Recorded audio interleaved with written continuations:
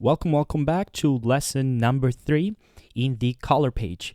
Now, in the first lesson, we did talk about balancing, so normalization and balancing. In the second lesson, we went over shot matching, and in this lesson, we'll be talking about secondary grading or correcting and enhancing isolated areas. Now, this is one of my favorites. As I explained last time, you don't necessarily always have to do secondary grading on your clips. It's all dependent on what it's required from the clip. But oftentimes you will have to do so, especially when it comes to grading, if you're isolating specific areas or if you're extracting specific parts of your image. So now today we are going to explore a few different things, a few different options, and what we can do. So we're going to talk about how, through secondary grading, we are able to control the viewer's eye. Now, what does that mean? Controlling the viewer's eye, obviously, that is the main goal of the DP, the cinematographer on set. The cinematographer as a whole is about directing the viewer's eye, and that is one of the main goals done on set. However, the colorist as well can do that. There is a few tools which allow you to, as a colorist, to really pinpoint specific part of your frame and direct your audience to that part. So now let's explore a few different ways in which we can do that. So I am going to start with talking about how do we draw attention to a specific part of the frame. Now, we are going to change here our timeline, and I am going to go on the matched timeline on this clips right here, as you could see.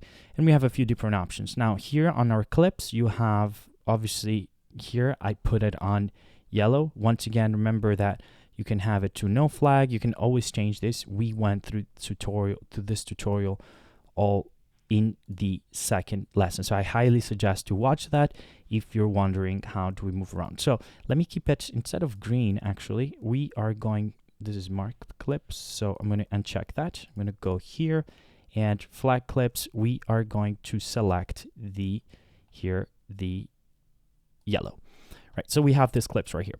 Now I am going to click on clip number 7 here, and we can see this man here sitting. What I want to do, we are going to add an effect, a sunlight effect, to enhance the sun, how it's hitting our character. Now, remember one thing, when you're adding secondary grading or effects, or really trying to, as I said, direct the viewer's eye, you want to look at what's in frame first. So you can't just arbitrarily add a light effect or a sunlight or anything in the frame without first considering the shot and what's happening. So in this case, we can see that the man is lit, is side lit by the sun here. So it's natural lighting, and we can see that the streak of lighting, it's coming this direction and then falling off that way. So it's coming sort of, instead of just horizontally, it's coming like that. It's hitting like this. So how do we do that? So let's get started, and let me show you how we can add a sunlight effect very, very quickly. So we're here in our clip. We have the normal node here. So the clip has been normalized already. So what I'm going to do now with my shortcut, which is Option S, I can add a new node. I'm going to press Tab to rename it, and I'm going to say here, sunlight. Okay, so now we have our sunlight effect. What we're going to do next, we are going to go here on our window, and I'm going to click on it. Now, here is where we can add windows to our frame. So now you have a few different options here. As you can see, the one I'm interested in, it's this one and the linear one. So now I can see that I have the shape I selected, this vector shape, in my viewer. And now I can basically drag that just like that. And I can do the same on the opposite end, do something like that, as you can see. And now I can basically drag this down to something like that. And now the sun here, it's coming sort of diagonally, so it's falling off like that. So I'm gonna basically take this vertices here, this one like that, sort of go like that. I'm gonna zoom out with the scroll wheel and then go like that. Here I can also decrease it. So sort of like this. That works for me. There we go. And now you can, by the way, press Z to go back to your can see, say you're like that, you press Z, it fits your viewer to frame, so it fits it. Now, what I am going to do next now, what does this all mean though? So what's happening here, but now we adjusted the shape.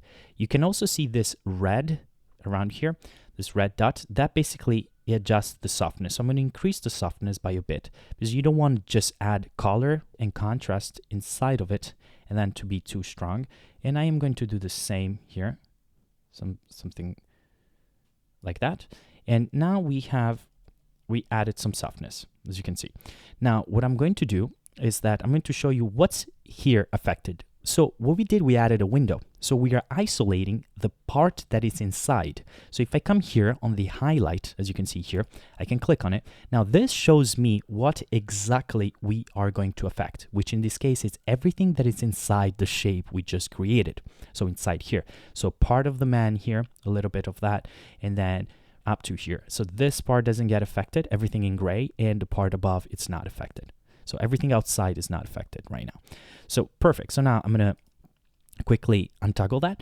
And I'm going to also uncheck. So you can go here on the options. Now we are on power window. So I'm going to go here on off just because I want to have a little bit more to see. And then I'm going to also close the gallery here so I have a little more space. And now what I can do is to start modifying or adding to basically adjust inside our window. So let me do that. Let me show you how quick you can do that. So now here on the saturation, I am going to increase that by, say, an amount, something like maybe 67, something like that. And you can see already how that's affecting the image. I can pressed here something, so I'm going to keep it to the standard. Was it 50?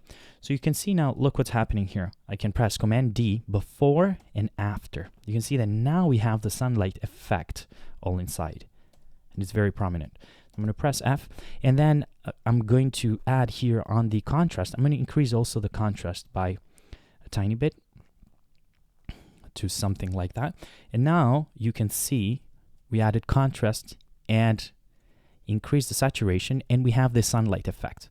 And you see how quickly and how easily now you can affect the scene inside of the window that you just created. And it's just as easy as that. And you can use this for many different uses, and you can do a lot with it. But for this specific example, I just wanted to show you how easily you can really affect that. Now that we discussed that, let's also learn something else about new node here. If I come here on my sunlight and I right click and add a node, now you can see that we have a few different options. So far we've explored the add serial node, but I'm going to go all the way down here and add an outside node. You can see adds an outside node over here. Now, what is happening? What is happening is exactly the opposite of what you see here, as you can see in the thumbnail. So I'm going to zoom in a little bit so you can see it better. So what the outside node is doing now, it's basically inverting your selection. So whatever you have selected before was just what's inside our shape. The outside node is selecting exactly the opposite. So everything that is outside of it, hence the name outside. So that is what the purpose of that node is. And the beautiful thing about node is that you can, if I start affecting the shape of my window that I created here, that's going also to reflect on the node following, so the outside node. You can see also here, it's in this blue circle, you can see that there is a new connection here, new connection point, which tells me that we did indeed add a outside node. So what I'm going to do, I'm going to rename that to outside, as you can see, outside, and that's good. Now, what I want to do is to decrease the contrast a little bit on the outside node, so here in nature and down here, and then decrease a little bit the gamma. So we can create even more, we can add more attention and really focus our attention to the man here, to this part over here. So to do that, it's very, very easy. You can come here, and then with the outside node selected, I am going to take my gamma and I'm going to drag it down by a bit. So I don't want to go too much overboard, something like that. And now you can see with this node, if I press Command D before and after. Okay, so now you can see that the shape here, it's a little bit too rough. Why is that? That's because what is happening here in the outside or here, you can always increase the softness of whatever you're selecting. So something like that. And now by increasing the softness, you are able to, I'm going to come here again. You can see before and after. Right? So now you don't have it as prominent. Another thing that you could do, it's always with the gamma here, I darken it. You can always make it less or more dramatic depending on how much you want to push and pull. So I'm going to keep it like this. And now we can see that we definitely added a much more contrast to our image, as you can see here. And then what I want to do, I want to reduce the contrast on my outside node as well. So I'm going to take it down by a bit here, just something like that. So now you can see the before and after. And then you can always go back here and then either go this way or that way for the softness, as you can see. In this case, I'm going to keep it like that. Now you can come here and see what is happening. And that's a little bit of the effects that you can create here with secondary nodes and how much you can really add to it. And it's very, very powerful. So now let me show you another way that secondary nodes can add to your scene. So the second thing I'm going to show you is how do we add a shallow depth of field. For those of you that are not familiar with the term, it's a very common term in cinematography. And basically, a shallow depth of field is the opposite of deep focus, where just a portion of the frame is in focus and the rest of it, it's basically out of focus. Hence, say you have a character and then you're focused on the character and then the background is blurry. That is a typical example of a shallow depth of field. So how do we create that inside of Resolve? Okay? It is very simple, actually. So I'm going to press, once again, Option S to add a new node. And then here, I'm going to type tab to rename it. Alternatively, you can always right-click and say node label. I'm going to call this tilt shift. There we go. And now I'm going to go to my effects, and I'm going to add the effect called the tilt shift blur, which is right over here. So I'm going to make this a little smaller so I can see here. And I am going to drag my tilt shift blur all the way to my node that I just created. And then you can see this green plus button. I'm going to release, and now that's added. You can see that now the image is getting affected immediately. Now, what is happening here, if I go all the way to cinema mode or full screen, it's a little bit too dramatic in the sense that it's also a little bit, looks a little bit fake, because we need to adjust it a little bit better. So let's do that. So here you can see that the depth map preview, if you're familiar with the depth map that we used even earlier, you can see that everything that is black is transparency, so it's not getting affected. Everything that is either gray or white gets affected in your image. So ideally, we want to fix this a little bit, want to make it a little bit better. So the in focus range here, I am going to increase this a bit here, just to add a little bit more to it, to something like that. Now I can see coming back here before, after, so that looks a little bit better, but I want to keep adjusting a little bit here. So on the center Y, I'm also going to adjust that and take it down a bit to something like that. Now I can see what is happening. Okay, much better. So we can see mainly the man, a little bit the animals. And I'm also going to move here on the near and far edges. I want to adjust it a little bit better as well. So I'm going to come again on my depth map preview and adjust the near blur range and the far blur range over here. So I am going to click on it to something like that. And then do the same here. Something like that. Then I can uncheck that, and then I can see the results here. You can see the before, and we can see the after. Now it looks a bit better. And then you can always adjust if you feel like you maybe want to see a little bit more here. You don't want it that blurry in your foreground and background. You can always play with these settings by just activating your depth map preview, and then coming here once again, and then really playing with the amount over here, and remembering that black is transparency, so this area is not getting affected. What's getting affected, it's the white and the gray for the most part. So it's in a gradient scale, so this doesn't get affected, here gets affected little less, then little more, and you could see the pattern there. And that is a bit about how you add a shallow depth of field into your frame. So now let's go on with the next effect, and we are going to add another one over here. So what we're going to do next, by the way, here are my effects. This is where you activate or deactivate depth map preview. Just don't remember if I said it. So it's right there. And now I can close my effects here, and let's add now a new node, Option S, and let's add a vignette. So how do we do that? I'm going to press Tab and type vignette. There we go. And now, what is a vignette? Vignette comes from traditional film, where in old classic movies, you had a matte box, which obviously it's this piece right in front of your lens, for those of you that don't know what it is. And you basically, that was casting shadows, right, in the early days of film. And that created a look where you created this vignette around your frame. Now, that is not an issue anymore. So nowadays, it's not a problem.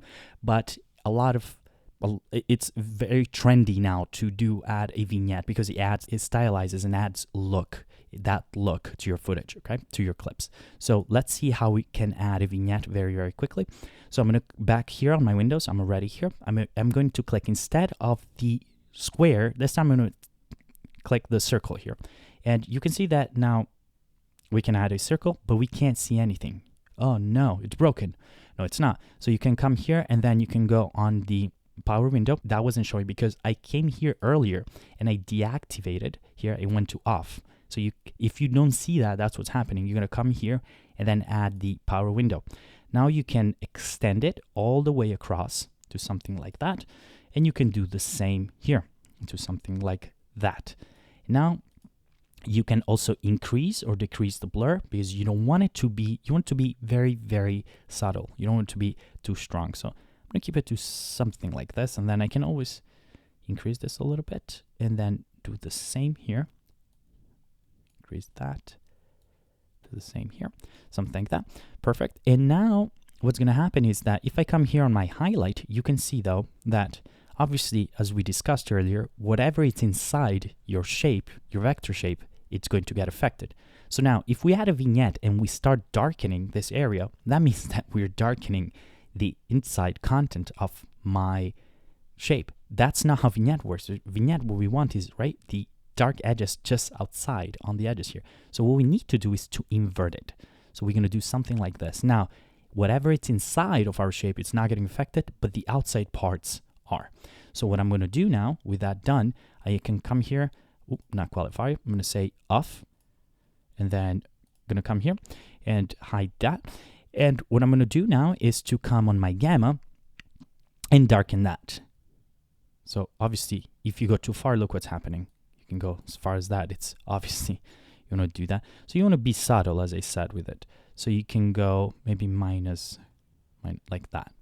Okay, so I can show you what is happening. So this is before, this is after. So you want it to very subtly do around the edges. Now, if you see that it's too much, once again, you can come back, just activate your power window, and then just drag this and add even more softness to it. You can see that you can soften it even further. Alternatively, you can always decrease here the gamma. So go not as dark to something like that. So that's really how you can adjust it. Now, why would you want to use the gamma for darkening the vignette rather than the gain or left? Well, because you don't want to affect the brighter areas of your image, because that's going to really show. So you want to ideally go for gamma, which in that way it's a little more subtle and you can hide that a little better. Okay, so you don't want to be too much in your face with it. Next thing I want to talk about is that you can also, so we added the vignette here, you can also save this as a preset if you would like. So you don't want to just every single time go in and create a vignette, and it could be a lot of work. So you just want to save it. So you can come here where you see those three dots here, the options, and then you can say save as a new preset. You can rename it as soon as you click that, and then you give it the name vignette, and then every time you come here, you have it available as a preset. You come here and then you have your preset. You can just click and bam, done. It's on your node, just like that. So that are some effects that we explored, how we add a sunlight. We talked about the outside node, add a shallow depth of field effect with the tilt shift blur, and then how we quickly add a vignette. So that's a little bit about secondary effects and compositing inside of the color page. Now let's talk about sharpening and how do we sharpen key elements in a scene. So what I'm going to do now, first off, I'm gonna put that off. So our screen is, our viewer here is clean. And I am going to go to this clip over here that we could see. Now I can see that the hand here is covering the gun. So what we want to sharpen, obviously here, it's going to be the weapon here. So I'm going to stop it right here. So let's go full frame so we can see. So this is finding your hero frame, which is what's your reference point. So we're going to keep it here because it's clean. As you can see, like his hand is not covering the barrel here. So this is going to be our, as I said, hero frame. Now, something to consider here is that when you apply sharpening to your footage, you have to be very careful and conservative with it, because artificial sharpening can look very, very, very unprofessional if it's overdone. So you have to really, really consider your scene and make sure that you definitely are using it to sharpen a key element in a scene. With that said, the Sharpen tool, and you should always add that in the node at the end. In your node tree, that should be in the end. It should not be in the beginning or in the middle. So that is another consideration to make. So in case here we had 8, 9 node, that would go right at the end. So now let's add a new node here, and I am going to call that sharp, just like that. And then what I'm going to do now is to go to our palette here. You can see that so far we've explored a few different options, but where we're going to go, it's here, we are going to come where it says blur, which you might wonder, this is strange. If it's sharp, why you were going with the opposite? Why the blur? Well, because you can do here both. You can blur an image, or you can add, or you can sharpen it. So I'm going to come here where it says sharpen over here. And now you can see that we have a few different options here. You have your radius, your HV ratio, and then your scaling. So now it doesn't matter what, if I want to now either raise my blur, I am going to drag up. If I'm going to sharpen, then I am going to drag down. And it doesn't matter which one of those channels I click on, because they're linked right now. So you can see that. So now what I'm going to do is to drag this down. And you can see they all move accordingly. So now I don't know though, how much am I sharpening? So if I go like that, I can see that it's a pretty strong, as you could see, but I want to sort of see better what's happening. So what I'm going to do is I'm going to activate my highlight here, and then I'm going to check the highlight difference here, AB, and now I can see better how much I am selecting here. So in this case, I'm going to go down to something like this. It's perfect, which is great. And then now I can also go on my scaling, and I want to kind of have a little bit more detail around it, our weapon here. So I'm going to bring this up a little bit to something like that. Okay, so now we have a better selection. But what is happening now though, it's that my reference here, it's the gun. That's the key element I want. But what's happening with the sharpen, as you can see here with the highlight, it's that we're sharpening also the smoke around the barrel here, which is definitely not something that we want in this case. So what I'm going to do now, you have two options right underneath. You have your coring softness and your level. So I'm going to start adjusting the level and hopefully get rid of the sharpness in our smoke here, right on our gun barrel here. And look at a viewer as I'm doing that. And you can see, right, that we are now getting rid of it. So I'm going to go to something like that, 19. But now what's happening is that we lost a lot of detail in our gun, in our weapon here, the engraving as well. So what I'm going to do is come to my coring softness and now increase that and bring that back to something like that. Maybe I can decrease the level a bit, but you have to be careful because, okay, so something like this, it's acceptable for me. Maybe a little more just to get rid of a little more of that smoke. it's a game of just going back and figuring out what is acceptable. Something like that. And now we can see that we have mainly selected our gun here and then got rid of our smoke for the most part. So now I can just uncheck the highlight and go back to my viewer here, and we can see the before, which is this, and this is the after, as you can see here, right there. And it's pretty good because now we're sharpening our barrel here and our engraving. Now, what I notice here though is that now if I play my clip, what I'm noticing is that we're adding some artifacts here in our shell. When he's putting his shell in the barrel here, you can see that we have definitely some artifacts there. And then at the end as well, here on the left side, we have some artifacts. So why is that happening? It's because obviously we using a sharpening tool and affecting our pixels in our image. So what we want to do now is we want to affect only the part that we sharpen. So in this case, we're caring about this. This is our main focus here. So what we can do is we can add a window to isolate just the part that we're interested in adding our sharpening. So that way the extra, so the rest here does not get affected.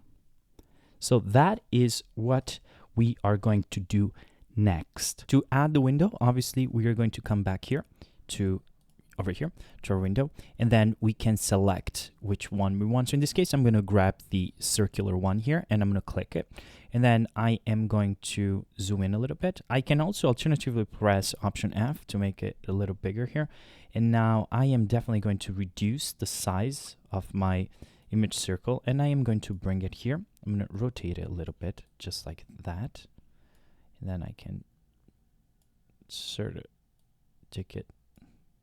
It's a good size for me. And then here on the red, I can also increase that to soften it a little bit so it's not as harsh.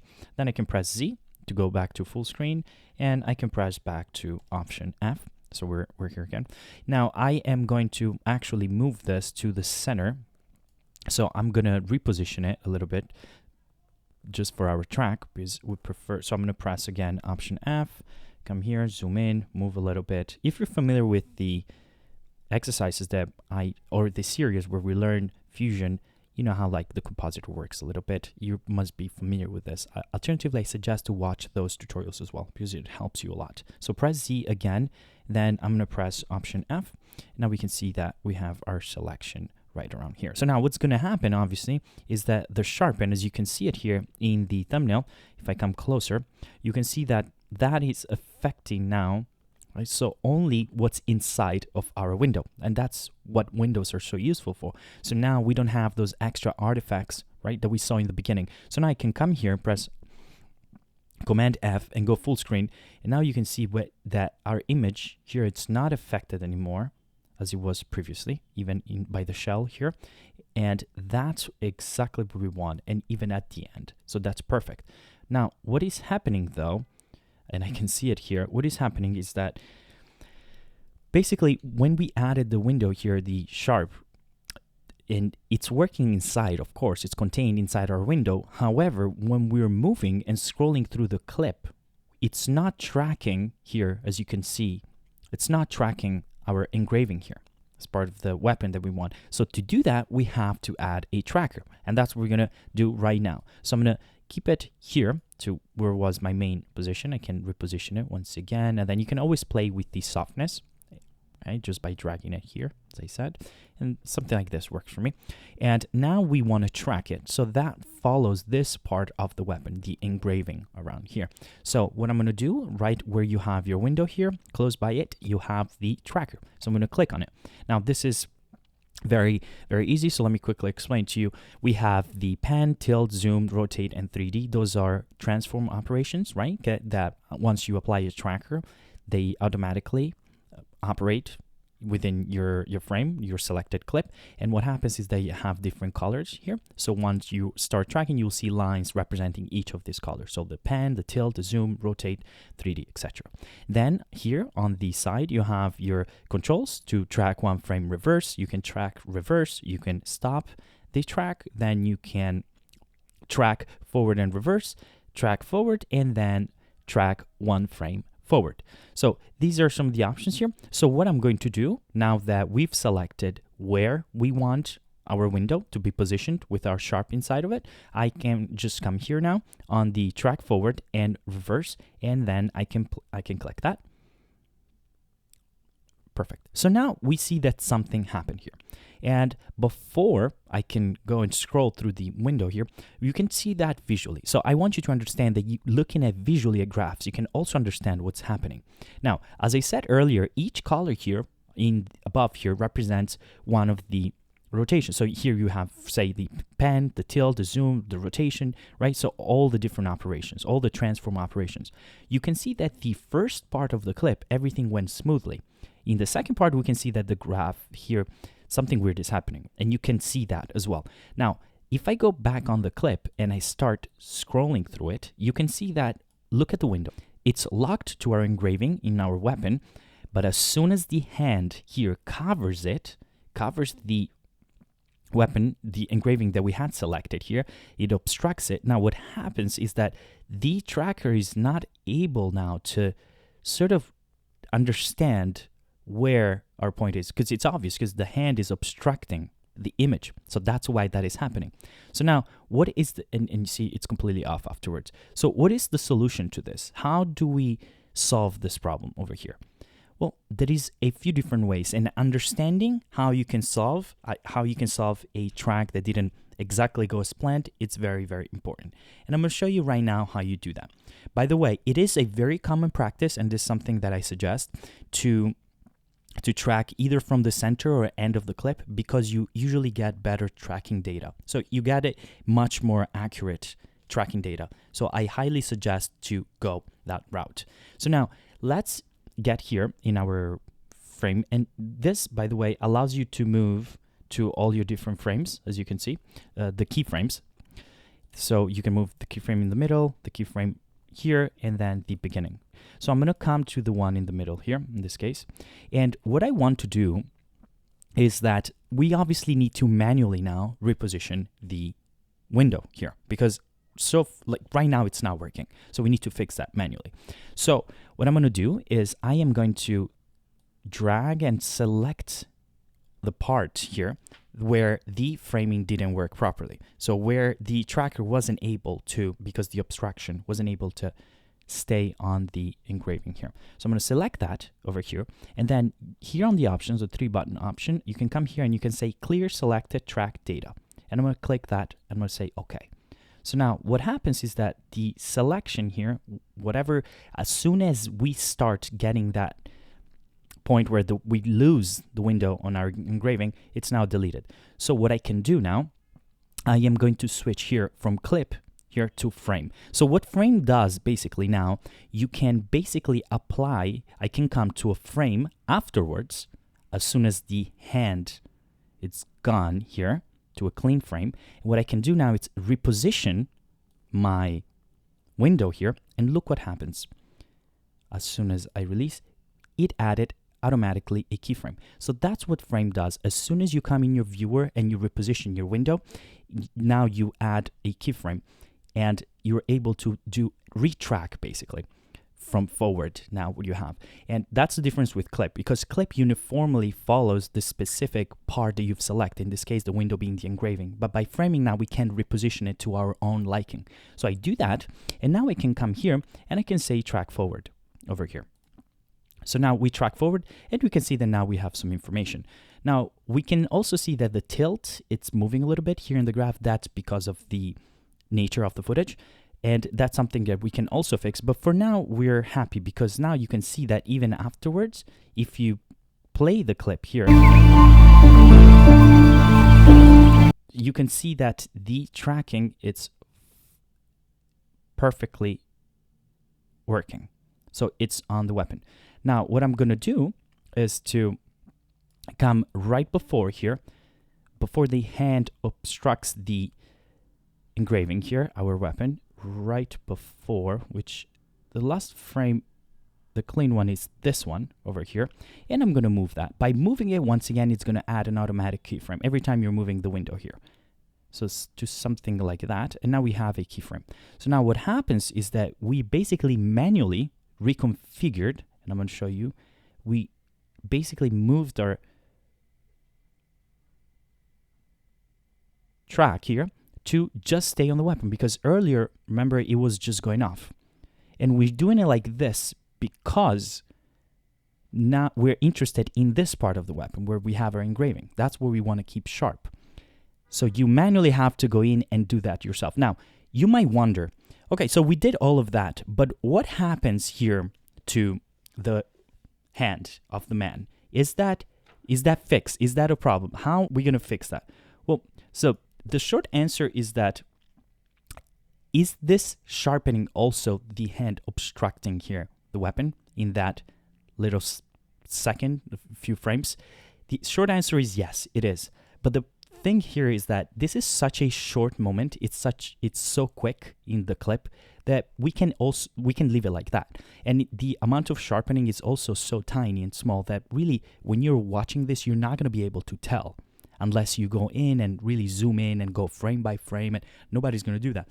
However, if you were would have been different. Say you were working on changing the gamma, changing the saturation, changing the contrast, so things that would be more obvious. That case, then you would have to go manually and solve this problem, because that would be very obvious and that wouldn't work at all. So now, what solutions would we have if you run in the situation where, say, you had this problem where you changed either color, you did something with the saturation? What would happen? Well, one of the solutions would be just to change the opacity of the window from 100 to 0 in the window palette inside of here. So that means that basically you can animate, and then by using keyframes, you can animate the tracker just right before the hand obstructs it, right? You keep the opacity all the way to 100, then you add a few keyframes afterwards and take the opacity to 0. So basically what you're trying to do is add keyframes all along as the hand is obstructing here to sort of take the opacity to 0 and then take it back to 100, if that makes sense. You keep it 100, 100, 100, 100, 100 all the way, hand comes, you take it to 0 with keyframes, and then back to 100. That would be one way, the obvious way, and that could work. Yes, it is a little bit of work because you obviously have to go in and add keyframes. Another common solution is to then add a track in a second window and then basically mask out the obstruction. But before I do that, I quickly want to show you something that I forgot to show you just earlier, which is, so if I go back to this clip over here, you can see that here we had our sunlight, right? We selected our shape, our window here. So if I come here on my windows, you can also rename each different window so you know what you are working on. So in this case, I can come here, once this is selected, you could see that this is selected because it's in red here. You can double click and then rename a specific window. So in this case, I can say this is my, here I can say my sunlight and say something like that, sunlight area. So now I know that if I select a different window, I know which one I worked on previously. And I can do the same in this case we added more here on the vignette.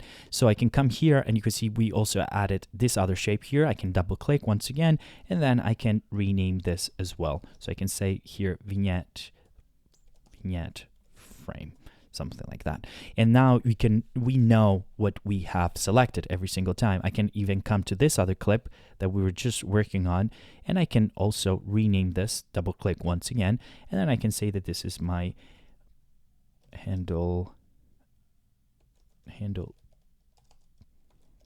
detail, something like that. So now we have we clearly know and we categorize each and every window selection we've made. Perfect. So now let's change clip. We're going to this clip number 1 now. And here you can see that we have a balanced shot, which we have a balanced node, and then it's also shot matched. So now I am going to come here on my clips and make this a little smaller. So now we can see we have a normalized, that's node number 1, balanced, and shot matched. Now we are going to work on our sky. And what we're going to do it's fixing this overcast sky. This could work also with if you have an overexposed sky, really if you want to make adjustments to your sky. So what I'm going to start first, I am going to add a node here by pressing Option S, and I am going to rename the node here by pressing Tab, and then I'm going to say sky. Very simple, something like that. Great. So now we have our image here, and we added our new node, which we'll be working on. I can also, to have a little bit more space, I can close down a few of these pages here, panels, so I can close the timeline. And in this case, I can close the clip too, because I know I'm going to work with this image specifically. So now we have a little bit more real estate and space to play with. Great. So now what I'm going to do, it's to show you a different tool. We're going to come here on our palette, on our central palette, and this is the Qualifier. Great. So now the Qualifier, how does this work? So very quickly, you can see that we have a few different panels here, a few different selections. So the first thing here, we can see it's the Qualifier HSL, which obviously stands for Hue-Saturation Luminance, Hue-Saturation Luminance over here. Now, each of these panels, you can see you can toggle and untoggle them, as you can see there. And then you always, once you make a selection, you're going to have a slider and you can play with which selection exactly you're trying to make. On the other hand, here you also have the finesse, matte finesse on the right side. And this is more involved with your matte, which I am going to show you very, very, very shortly. So now, before we start really doing anything, the first thing you want to do, obviously, once you select your qualifier, you can see now the qualifier here on our viewer. It's already by default coming, it's your selection over here. If for some reason this doesn't happen for you, which I highly doubt it, you can always come down here and then make your selection. Here you had your power windows. Now in this case, it's the qualifier. So it's this one.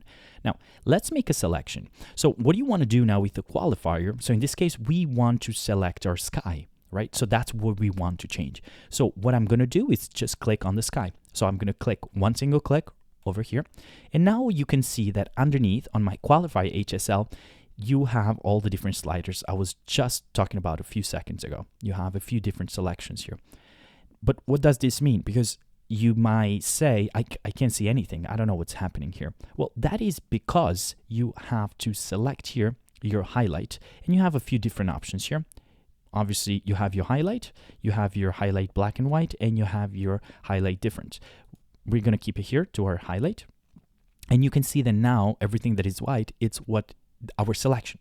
So this is the selection we're making. However, if I untoggle that, I can see that it's not selecting my entire sky. It's selecting parts of it.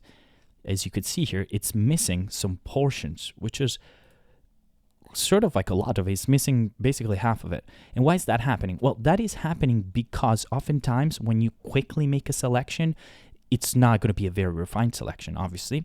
And you also need to refine it yourself later on to really make it more detailed. So here in this case, by clicking once, we are not getting exactly what we're looking for. So now a quick tip here, you can also click and drag your specified area. So in this case, for me being the sky. So we're going to try that again now I'm going to come here close to horizon, because that's what we care about. It's our sky, but also our horizon, because we want the difference between our mountain tops here and the sky to be as defined as possible. So I'm going to come as close as possible here, and then I am going to click, hold, and now drag a little bit like that. Now, if I come and I activate my highlight here, you can see that we have a sort of a better selection, but it's still not there yet. So I'm going to do that again. I'm going to click, hold, and then keep dragging a little bit. And you can see that still we're not quite there yet. Then what you're going to do in that case, it's come probably a little bit up here, as you can see, and then keep doing that until you get a pretty solid selection, something like that. So now you can see that our selection, it's much more defined. It's much more what we're looking for.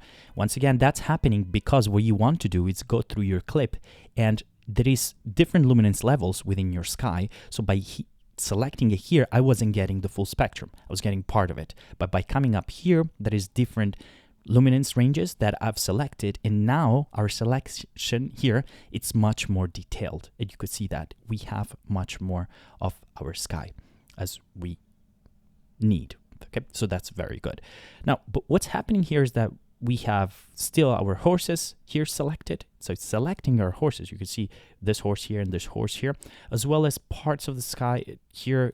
It's not a perfect selection.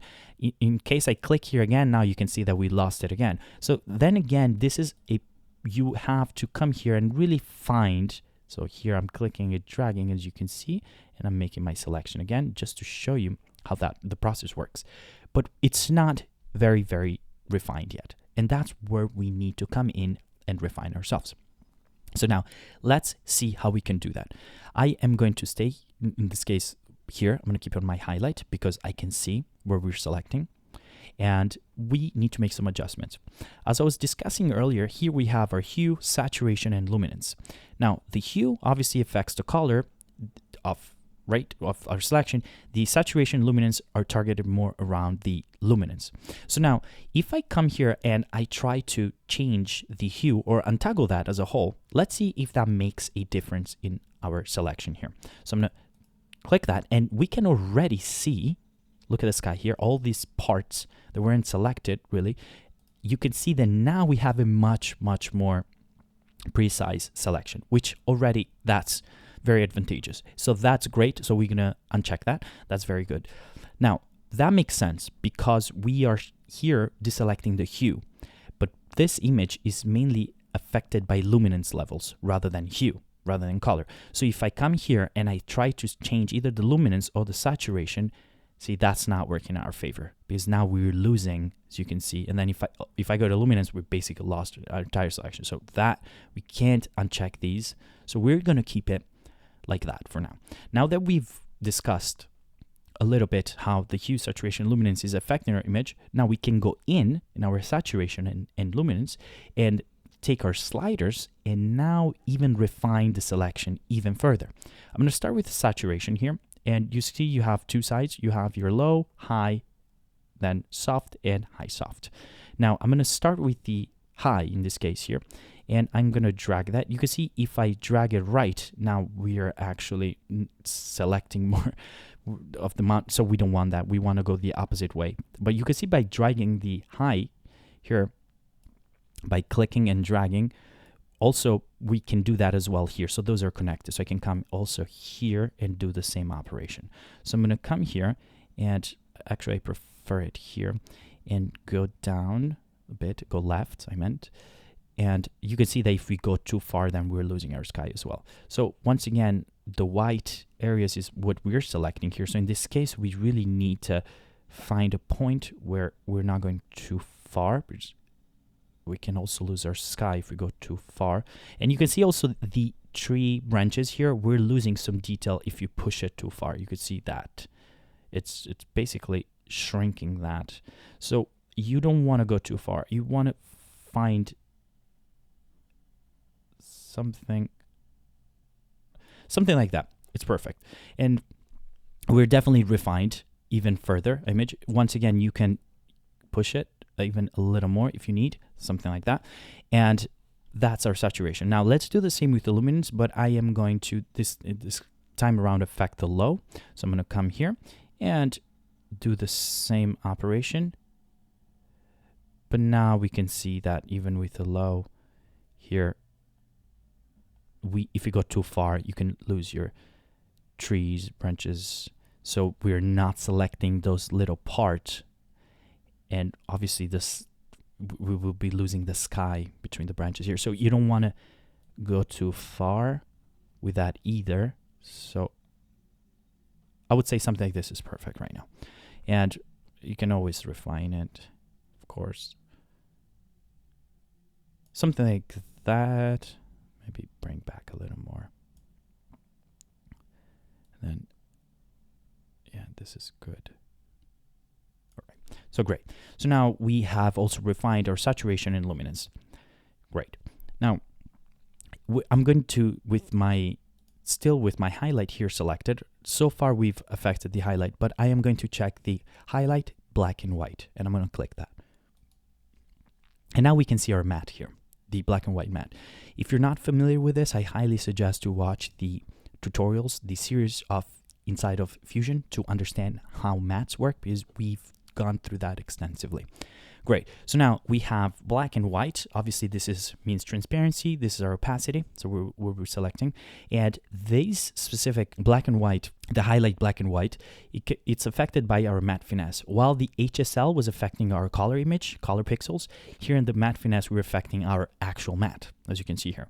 So now we have a few different options that we can, as I said earlier, that we can tweak. We have number 1 here, and then you can go number 1 and number 2. As you can see, you can select between them. I'm going to start with the pre-filter here. The pre-filter is just a very tiny, small cleanup of our image, so correcting micropixels and really small artifacts. So I can start with the pre-filter here, and you can see also in the tree branches here, if I go too far, you can see at the top the tree branches how I'm affecting that. So you don't want to go too far with this. So I would suggest to really be very careful with how much you push and pull these things. And see, I'm going to keep it to something like that. 1, it's good for us for now. And then we have the clean black and clean white. So now with the clean black and clean white, we're basically selecting either the white here, which is our selection in this case, and our black or transparency. And we can adjust the shrinking here. And you can see that it's going to be affected in this image. You're going to see it here on the edges. If I come here on the clean black and I start now dragging, look how the clean black now is eating right into the white in our edge. Now this is a game of, once again, finding the perfect balance. You don't want to go too far. So in this case, I am selecting something around there. It's good for me for the clean black, because obviously you don't want it to go too far and lose our selection here, some of the white points in between the tree branches here. And the clean white does the opposite. So it's the white then eating into the black points here on the edges. So even here, obviously, if you go too far, you can see now it's coming all the way down if I go to 100. So these are very, very subtle adjustments. So you want to come to something, yeah, that's even too much. I would say around that same range, something like that works. And now we can see that our selection is much more refined around the edges here. Now I'm going to change and go all the way down to post filter. Post filter is basically the final touch here to even bring back some detail into our matte in this case. So obviously, see here on the edges, if you go all the way, right, you're affecting the image more. So you don't want to, you want to do very, very subtle adjustments. So you could see that it's very easy to go overboard. Something like that. Something like that works for me. So now we have even a much more detailed selection in our matte here. Perfect. Now that we've done that, we have our selection, we can see that our edges are looking better. We have selected more of it, and we're making sure that we still have some of our sky selection here with the white points in our tree branches, which is pretty good. Now, the issue here is, though, that you might have wondered also, it's what about the horses? I mean, this whole selection here, am I going to affect the horses too? So now we need to fix that, because that's not what we want. So what I'm going to do now that we made our selection is to add windows to isolate this part of our image, the sky in this case, and basically let go of this. So we don't want the horses here. So we want to just isolate this part with windows. And it's very, very easy to do. So what I'm going to do now is go back to windows here, to our window palette, and we are going to select a shape. I am going to start with this one, which is the square shape here, and we can now even drag the shape and come all the way here. So now you can see here what's happening. So I can come and extend it to something like this. So that's going to be our selection. I'm going to make it a little smaller, and then do the same here. Something like that. You can see. Then go something like that. You can also move it a little bit. And now, so you can see the pattern here. So since we added a window here, now what's basically happening is that everything that is inside the window is getting affected. Everything that is outside of it, it's not. So that's how we can isolate a specific area with windows here. And then we don't have our horses anymore affecting our image, which is perfect. and it's working for us. A common practice is to come here once again every time you add a new window to either one of your nodes or selections, always rename them. So in this case, I am going to say sky here, sky frame. So that's our sky frame. You can always come here down here. You can do adjustments. That's that. Now that we've done that, I can now close my highlight here, and I can actively, let me hide this just for a second. I'm going to keep it to off here, and I can now finally come to my gain and reduce the brightness of my sky. We can and change even color because we don't want something like the overcast sky. So that's the whole point. We want to change that. So I'm going to press Z, by the way. With Z, you fit it to your viewer, and we have a full screen here. And I am going to start with the gain because we do want to affect the highlights. So that's why we're using the gain. You can come here and now drag it down. And now you can see in our viewer that that's affecting only the sky here. And now I can show you full screen before and after. So now it's a little bit more grayish, which makes it ideal for us to now come here on my gain and drag it a little bit more towards a cyan color, something like that. As you could see, before and after. So now we cleared our overcast sky and made it a little bit more of a sunny, a clear day, basically, not sunny, a clear day. And then if you feel like you went a little bit overboard, once again, come here, do adjustments, right? So I went even a little less. You can always adjust it and figure out how much you need. And now, but what happens here is that I can see it here. Now our edges feel a little bit, almost like there is a border around them. So let's fix that very, very quickly. So I can go back here to my qualifier, and on my matte finesse here, I am going to I can activate the highlight here. And I'm again, by the way, on my highlight black and white. And we can add even further here, more clean black, because we don't want that border, as I said. Right now we have a border around it, so I need to increase it so our black eats more into our white. Something like that. Okay, perfect. And then what I'm going to do also, because that border didn't look as good, I am going to add a little bit of blur radius. That way we're able to blur it a little further and sort of feather it a little more. So this is before, this is the after.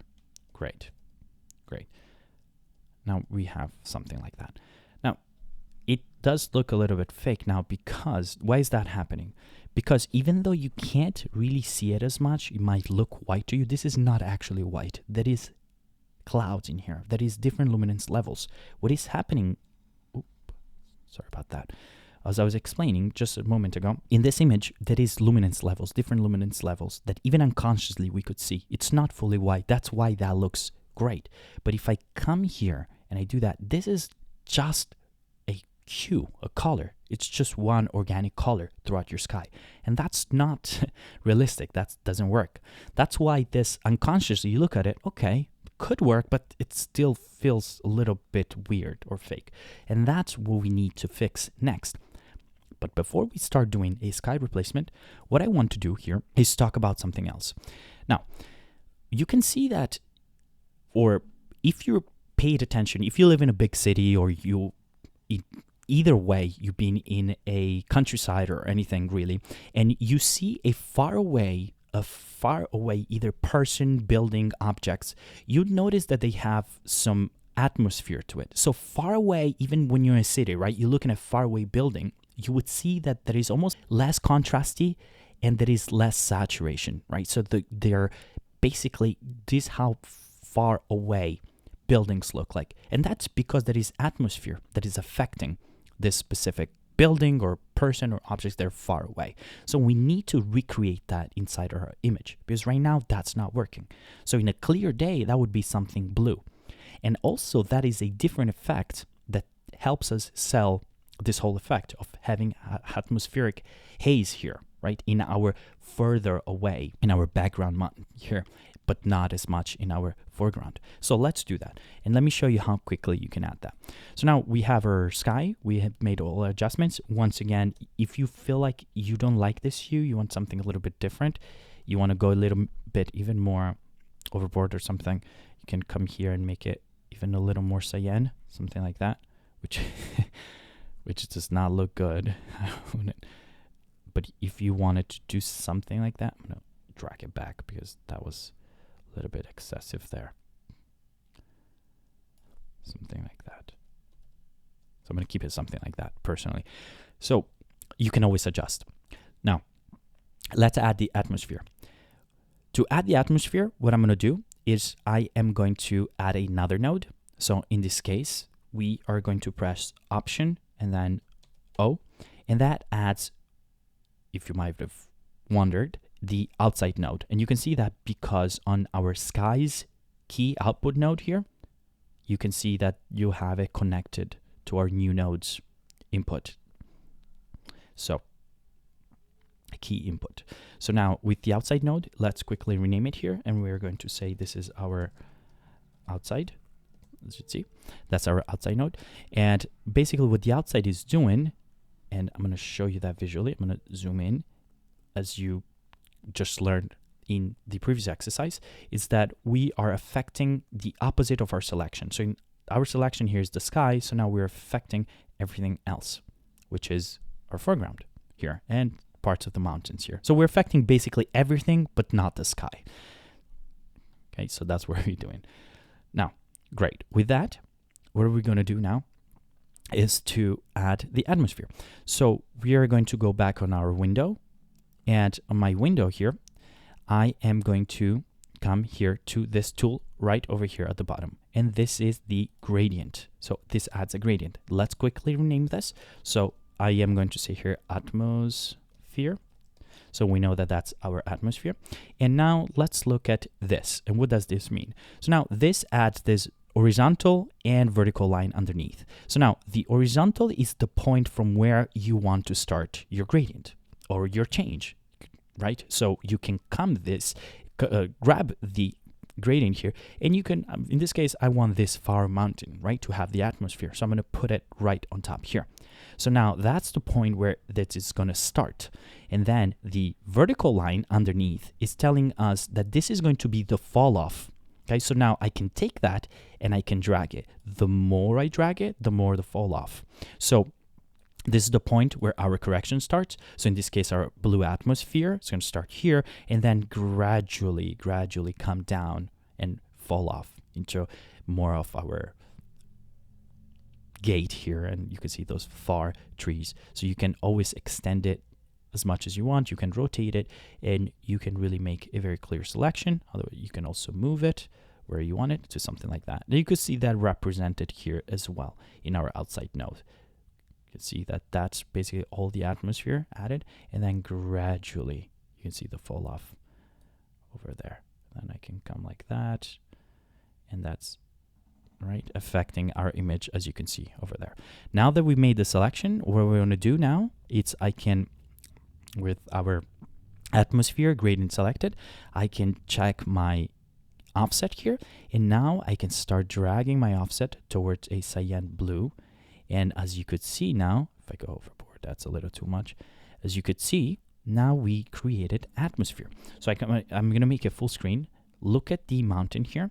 This is now how we, with our adjustment, this is the before and this is the after. You can see this subtle atmospheric effect in the background that we're adding to that. But now, let me show you something. What's happening though? You can see that that's getting affected, but this is also getting affected, as you could see here.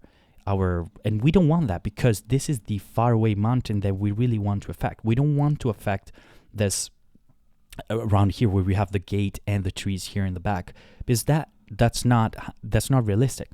So let's adjust that. And what I'm going to do with still my outside node selected, I am going to add another window. So to do that, first of all, let me untoggle this. So I don't want to see the effect taking place yet. So I'm going to make this smaller. And now we are going to take our pen tool here and we're going to add our second window here. And what I'm going to do, since this is going to be my foreground, because as I said, I don't want to affect my foreground. I just want to affect the background. I am going to call this window here foreground. So something like that. So that's our foreground. So now we know what we're working with. And that's why it's useful to rename all your different windows, because once you're doing very complicated composites, then it gets very easy to have so many windows and you're always trying to figure out which one was which. This way you always recognize it right immediately.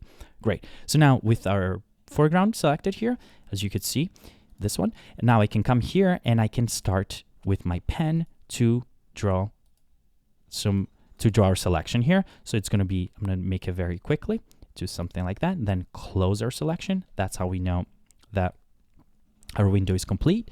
And then you can come back here and then of course make adjustments. So go something like that. If you need something like that, you can adjust it a little bit to make sure that your selection is correct. And even here I can maybe go to something like that. Now we have our window selected. And now if I activate it, back my effect, and now it's even worse. In fact, this is the before, as you can see here, and this is the after. So now we added our atmosphere everywhere in our foreground. In fact, look how blue now. We have a very, very strong color cast in our foreground as well. And that is not working at all now. Why is that happening? Very, very simple. And it's one click. That is happening because by default, all the windows you add, they are additive. So you're adding basically the same color and the hue inside of your foreground window. So all you have to do here, in this case, is to come here and basically subtract your selection instead of being additive. So once I click that, the magic happens. Now what happened here is that by subtracting now, you can see that our background here, our far mountain has the atmosphere and our foreground is not affected at all. And you can see the before, look at the mountain, and you can see the after. We added this very, very little effect, right? So atmospheric effect. But what's happening also that I can see here, look at here in the mountain close to us, more towards the left side here, you could see that we have this very, very defined line here. And that is basically our hue that we changed it to our cyan hue coming from atmosphere here, almost bleeding into our selected second window where we subtracted our hue. So we need to correct for that. How do we do that? Very, very easy. I am with my selection here, the foreground selection still selected. I am going to adjust the softness, the inside and outside. So I'm going to start with the outside here. So I'm going to increase it to feather it to a very good point, to something like that. And I'm going to do the same with the inside to something like that. So it's not as strong. And now, once I make a full screen again, you can see that we have a much, much more subtle, as you can see, more natural looking atmosphere around our image here. You can see the before. Look at that, how unrealistic that looked.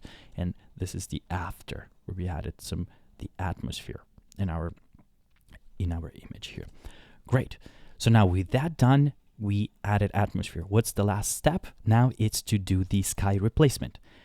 And now, before we start going more and more in detail, I want to remind you that you have a whole episode about sky replacement in my Fusion series. So if you want to learn more about VFX or compositing more in detail, I highly suggest to watch that. If you're interested in just going even deeper, if you have shots that we want to change entire skies, I highly suggest you to watch that tutorial, because doing it with Fusion, of course, I mean, when you're talking about compositing, it's the best way to go about it. If you want something simpler like we're doing here, then stick to this tutorial. Great. So now that we've added our sky and outside and finished up with our atmosphere, let's do the sky replacement inside of our image here. Perfect. So first off, what I'm going to do now, I am going to come on my effects here, and you can see now I have it selected because I was preparing for this tutorial. So what you're going to do in this case for you, it's going to look like this, and all you have to do, it's on the search bar here, just type sky, and then you can see you have your sky replacement, the Resolve effects here. The sky replacement is right over here. So what I'm going to do, I'm going to make this a little bit smaller, and we're going to now do this. So what I'm going to do is grab the sky replacement. Instead of dropping it somewhere, I'm just going to drop it into my node editor, do something like that. Now, pay attention to what I'm going to talk about now. So what do you want to do now is that we have a little bit more space. I can even zoom in a little more. I am going to make some space between the outside and the sky node here. Now, once we add our sky replacement here, you can see that we have a few different inputs here and a few different outputs. Now, the blue here, the green here represents our RGB signal, and the blue here represents our keying. So now what we want to do is to get our sky replacement in between our sky and outside node to start then exactly doing what we need to do, which is replace our sky. So what I want to do is grab my RGB output here, RGB output, and now feed that to my sky replacement's RGB input at the top here. And by clicking that, now you can see that we have our RGB signal coming into our image here. Then what I'm going to do, I am going to go on my skies key, where you can see it here, skies key output here, and connect it to the top key input of my sky replacement right over here. So now we are also giving it the key information, right, for our keying from our sky to our sky replacement. Now what I want to do is take the RGB output of my sky replacement and insert that into my outside nodes, okay, RGB input. By doing that, you can also see that the connection between the sky, the outside node, when it comes to the output key node to the input outside key node, is also connected here. So we can leave it at that. And now our image is exactly is connected. Our sky replacement is in between my sky and the outside node. Next thing to want to talk about, you can see now we have, right, our sky is our selection. So that's what we're going to be working on based on our keyed, because we keyed in our sky node here. But you can also always come back here and make further adjustments, even if you came to your qualifier. And as we discussed earlier, on my sky here, you can come here and really adjust even you can see that that's affecting my edges here with my clean black, and all the different adjustments we did. Clean white can affect even more. So for now, I'm going to keep it to the values we had earlier, because we are going to refine this even further. Perfect. Now sky replacement is here, and I'm going to click on it, and now I am going to bring back my effects. So I'm going to come now to this point over here, and now let's talk about all the different options that we have available here inside of our sky replacement node here that we just added.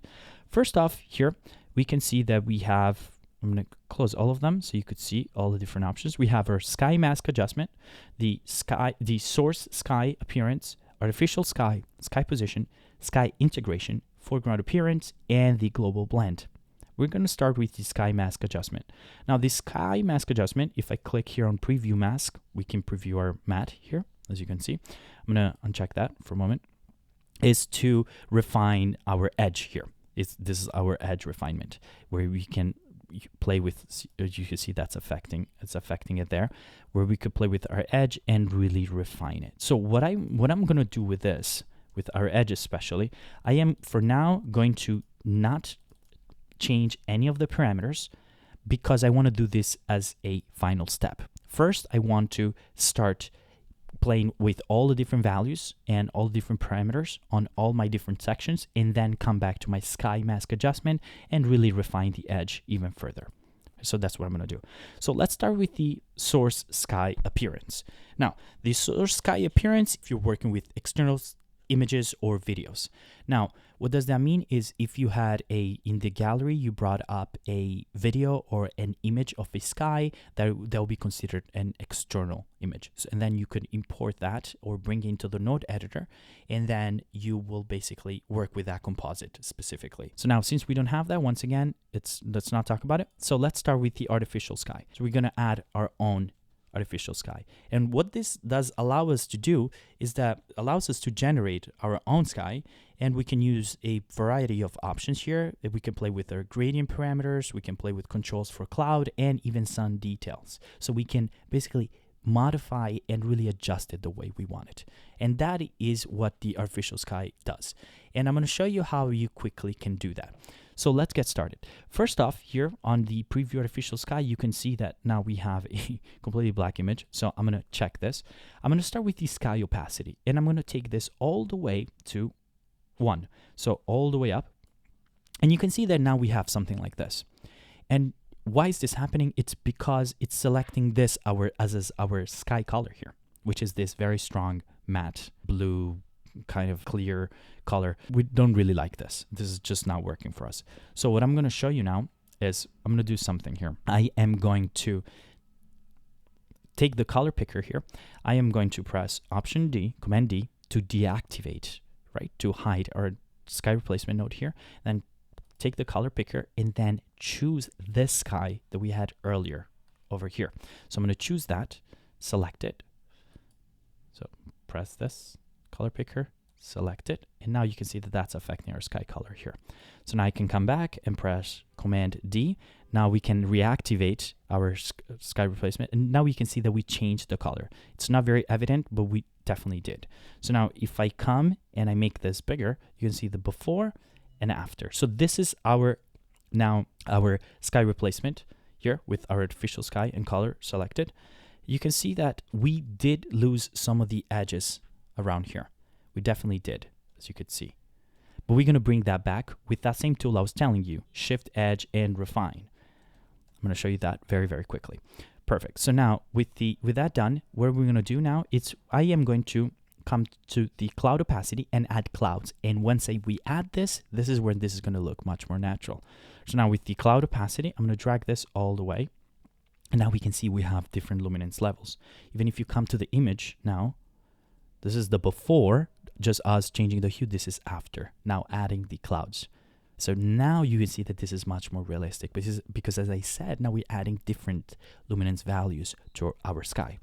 Great. So now with that done, now we can really start adjusting specific values to really add much more detail to our clouds. So what I'm going to start here, it's with the cloud scale. So now with the cloud scale, I can come here and you can see you can modify as much as you want. So I'm going to take it to something like this. I don't want to change the color. Something like this. Obviously, once again, look at the viewer here. The more I drag, so you can see, we're affecting it different ways. So I'm going to come to something like that.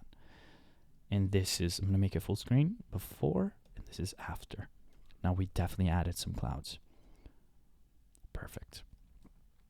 And so that's our cloud scale, right? So that places our clouds at a bigger distance, at a greater distance. And then we can adjust the cloud time as well, which will affect the distribution also of our clouds. So on cloud time here, I can come here and you can see that the distribution would change. I'm going to keep it like something like this. And look at that. Now we have something that looks more, maybe I can drag this even a little bit down. Do something like that. Something like this works. Before and after. I mean, look at what a huge difference that made. Now, something very quickly that I want to talk about here is that we also have the hotspot brightness over here. And what the hotspot brightness does, this basically helps you imitate the look of the sun when it's in the sky. And obviously this will be necessary when you're matching lighting and shadows in some shots. But since here to begin with, we didn't have any sun, we can leave that alone. But basically you can see it. If I come here and I put it all the way, you can see how that's affecting our image. Almost like, right, it's emulating the sun in the sky. So I'm going to take that and take it to 0. Or maybe you can add a little bit in case you want it before and after to feel like there was some sun, but I'm going to keep it to 0, to something like that. So now, finally, that we've done all of that, we need to bring back those edges that we were talking about earlier. So to do that, I am going to go back all the way on the top here. And remember where we had our Shift, Edge, and Refine. Now we can start bringing back our edge. So I'm going to come here and I am going to add, and you can see that that's adding over here as well. So you can see that's how it is affecting it over here if I slide. So I am going to make it to something like that. And then I'm going to do the same with a Refine. Something like that. Okay, so now we added that. Now that we've added our artificial sky, and you can see that all the edges are brought back. By the way, I keep going Command D to show you before and after. This is before with just the hue, right, that we changed earlier to cyan. This is now that we added our clouds with our artificial sky. You can see what a huge difference. And you can see also that the edges are not affected now as much. They're basically, we brought back everything. You can see there. I'm going to close this so you can see a little better. And we adjusted our shift edge and refine here to bring back our edges. So we went through this, we went through artificial sky position. It's the next. So now the sky position, it allows us to track the sky to the environment. In this case, this image here. And with a variety of different tracking techniques, as you can see here. And you have a few different options. Now, the track foreground, what allows us to track it for the foreground. And then as the camera is moving, the sky is moving, right, as well. So because you couldn't have something, say, that is a little shift or a pan or something, and then the sky is just static like that. You want it to move alongside, right, your image.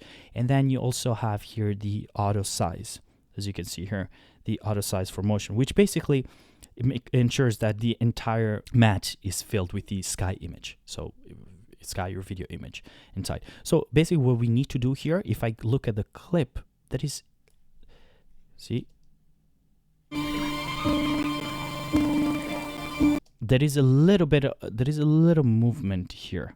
It's like tiny bit at the beginning. So what are we going to do now? I am going to click here on track foreground, as you can see, and then it does the automatic tracking because there is a slight camera wobble in the beginning. So that Resolve tracks it. And now all you did by going here on track foreground, as you can see. Now, all you're doing now is that the artificial sky is now going to be moving together with the rest of the shot. So they move in conjunction.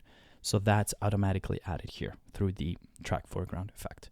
Finally here, once we're taking care of the position as well and tracking, we have sky integration. Now, sky integration is used if you want to adjust for specific camera lens properties, if there was any distortion, lens defocus, exposure. In this case, in this specific case, we don't really need to change any of the sky integration. But in case you're shooting with a very wide lens or you had anything really that could have affected the image, that would have been definitely, this is where you can change, right? Lens distortion, if you had barrel distortion or anything like that, it would be here. Finally, you have the foreground appearance, which you can change the appearance of the foreground, which basically works on the reversed of what we keyed, right? So you'll be working on our foreground here. That would be in case we're adjusting the foreground. In this case, we wanted just to do the background. We haven't worked in our foreground at all, in fact, we even subtracted earlier when we added our window the atmospheric haze out of foreground. So we're going to keep it like that, but the options are all over here.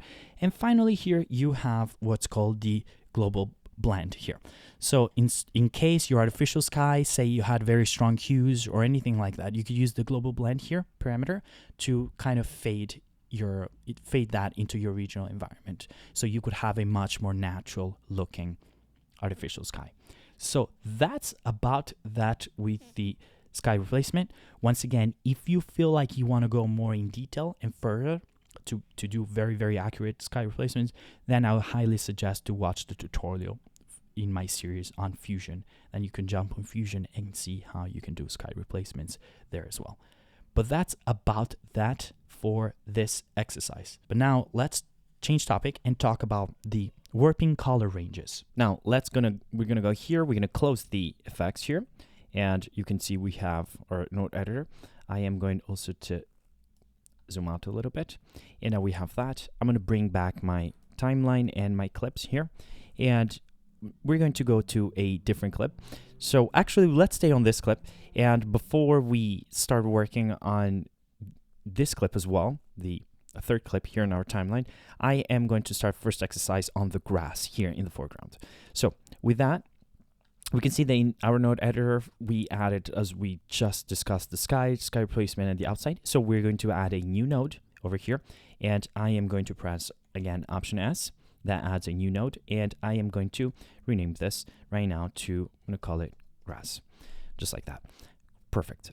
Now, once again, if this is too small, in this case, I'm going to add a little bit of space here, a little bit of I'm going to close the clips too, actually. So keep it like that. And what we're working with is the color warper, which is right over here. Now, let's talk about this very, very quickly. The color warper has two functions. It has the hue and saturation over here, you can see, and it's also highlighted here. And then you can also come here, you can see that we have the Chroma-Luma color warper. And we're going to start with this one, the hue and saturation. Now, as the graph title suggests, hue and saturation, we can affect our hue and our saturation. Now, we do have this spider web graph over here, we can see, and then we also, beneath it, we also have the trace. Now, the trace, as you can see, represents two things. Let me make this a little bigger so you can see a little better, something like that. By the way, to do that, you can just come here on your extend, and now you can also resize it accordingly. So if you want it bigger or smaller, that's how you do it. I'm going to keep it this size because this works for us. So now the trace, as I said, this is the spider web. This is the trace underneath it. And you can see that now it's basically showing us which hue, right? So all the hues in our image, and also the intensity. Once again, if you're not familiar with that, the closer you are to the center point over here, the less the saturation. Okay, so this is the saturation, and the farther away you are from the center, so you're going more towards all the different hues, then you adding more saturation. So if you want the red saturation all the way to the top, you'll go up here, and then bring it close to the center, you're lowering your saturation. Great. So now with that, now how does this work? What can we do with it? Well, so if you see, if I hover over my viewer here, you can see that we have two indicators in our graph, in our spider web graph in here in the color warper. You can see a orange crosshair and you can see a yellow square. Now, what does the orange crosshair mean? As I'm hovering over different parts of the image, I'm not clicking anything. So what does the orange crosshair mean? That's the hue you're selecting. So as I keep hovering over the image, you can see that now we're around the green, a little bit it's going towards the red over here, and right. So as you're hovering, you can see that the crosshair, it's basically showing you which hue you're selecting.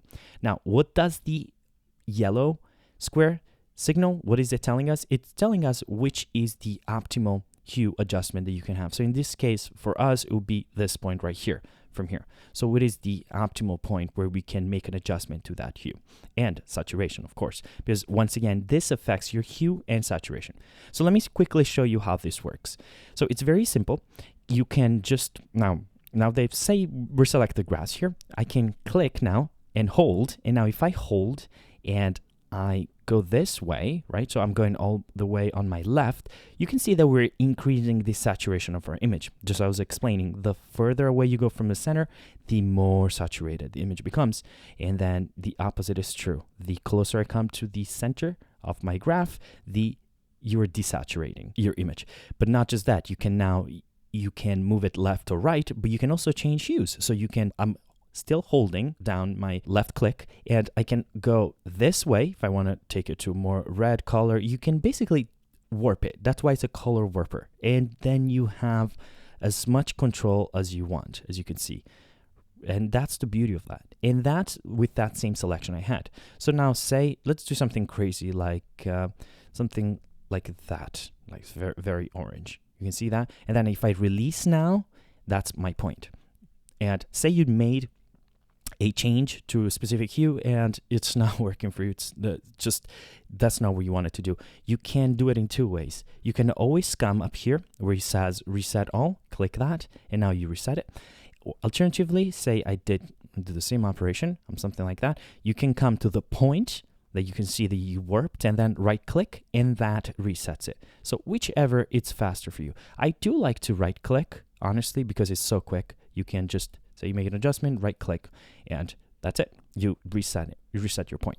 Now, something to talk about. Now, what is the strength of color warper? Why would you use that? Because you can use the curves, right, to alter different channels and different parameters as you wish.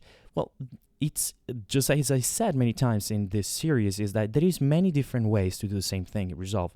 Now, the power of the color warper is really in these pinning and selection tools that we're going to see here. That's where the power comes. So the available selections that you have. Now, one thing that I can do here, if I click this point and I start dragging, something like that, and you can see, if you go too far, so something like that, even if I lower the intensity, now I just released the click, you can see that we are also affecting our rhinos here. We're not affecting just the grass. And that is because the color warper is, you can't just take one point and just randomly or arbitrarily change the hue, and that's just going to be fine. I just wanted to change my grass. I just click on my green point, and then it's just going to fix the green. It doesn't work like that because, as I said, this is a very, it's not as detailed right now. And you can see you have some points here that we can select from, but we can add even more detail.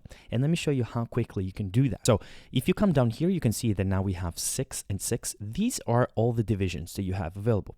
So now if I click down here and I come to say 16, now we have even more divisions. I can even do 24 if you wanted even further control. And what this allows you to do now, it's to have even more control into your color warper, as you can see here. And that, it's very, very useful. Now, in this case, I am going to keep it to 16. There is also this option here which says link, as you can see there, and that links your, or on this side you have your hue resolution, and on this side you have your saturation resolution. So if you have them linked, whatever change you make to one, it's going to obviously be linked to the other one. So in this case, I'm going to keep them linked. I think that's how you have it by default, by having it linked. But you can just come here, unlink it, and then make adjustments to whichever, either the saturation resolution or your hue resolution. So I'm going to keep them linked, and I'm going to keep now to 16. And as I said, now we have more options. We can do a even further adjustment, much more detailed adjustment, and that is the true advantage, as I said, the selection and pinning tools available. Now I'm going to come back here and I'm going to see now, but because before you start to just drag as I did earlier and maybe drag and change either the saturation, the hue, and then starts affecting other things in your image, it's always good practice to study what you're trying to change. So what do I mean by that? So now let's look at the grass here. And by hovering over the grass, I can see which points here are mainly being selected. As you can see, that's what I mean by studying. Study your image. So I can see that it's that lower third here down there, right? So it's this area right here mainly, which is also represented by our trace beneath it, you can see, and that is really where the grass is standing. By just hovering it, I'm seeing that.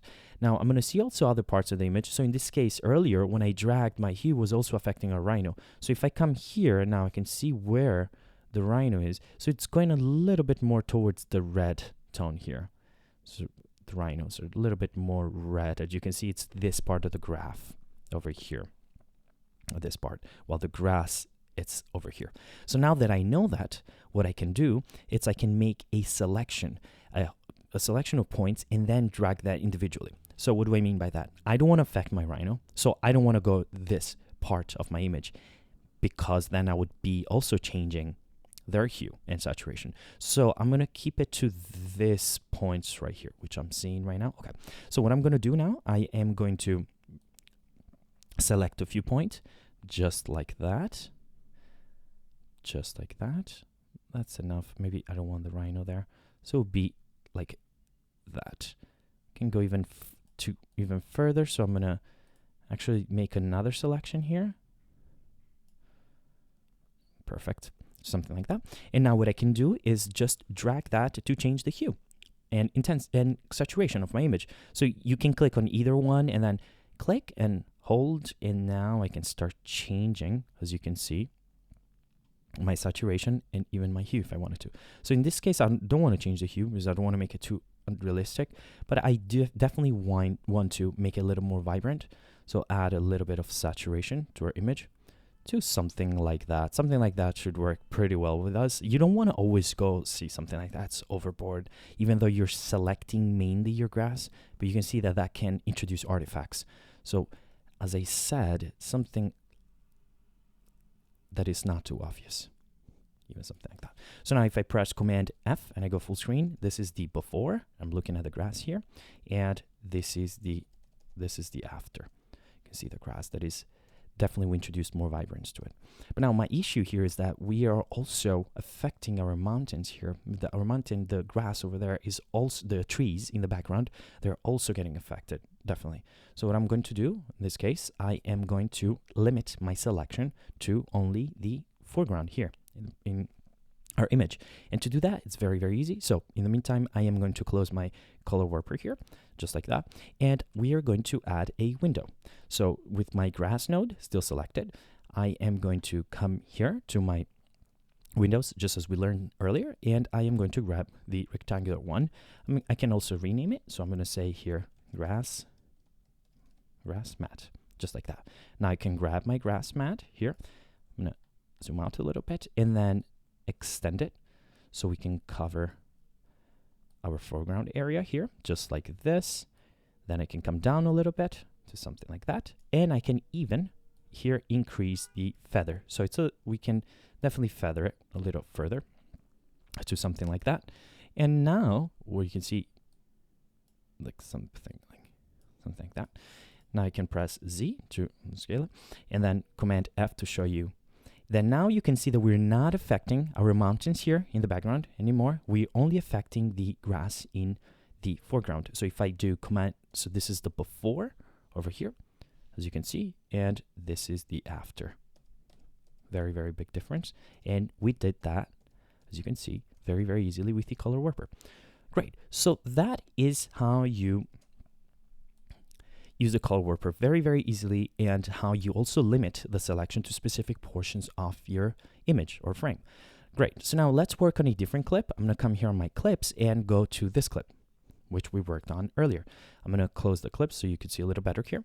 And we are going to add a new node here, Option S, and then tab. I'm going to rename it to Sky, just like that. And now let's go back to my color warper right here on the panel, and I am going to extend it one more time by coming here. Now we talked about the color warper hue and saturation. So obviously we affect our hue, the color of our hue, and the saturation, right? By going either left or right. Now the other option here is the color warper chroma and luma. So this is going to affect our hue and our luminance. When is this great? This is great if you're working on windows, skies, things that are bright, because we can definitely change the luminance of things. So now let me show you how this works. It's very, very similar. Instead of the spider web graph in this case, you have two graphs here, one representing, as I said, the chroma, and one representing the luma. Now you can see that is a vertical and horizontal lines here. The vertical here, so if you go vertically from top to bottom, that is our luminance, with the top being brighter and with the bottom being darker. So we're familiar with that. If you go from left to right, that represents our hues. Here you can see it's a little yellow, here's a little blue, here you have it a little bit green, and here magenta. So that is representing our hue.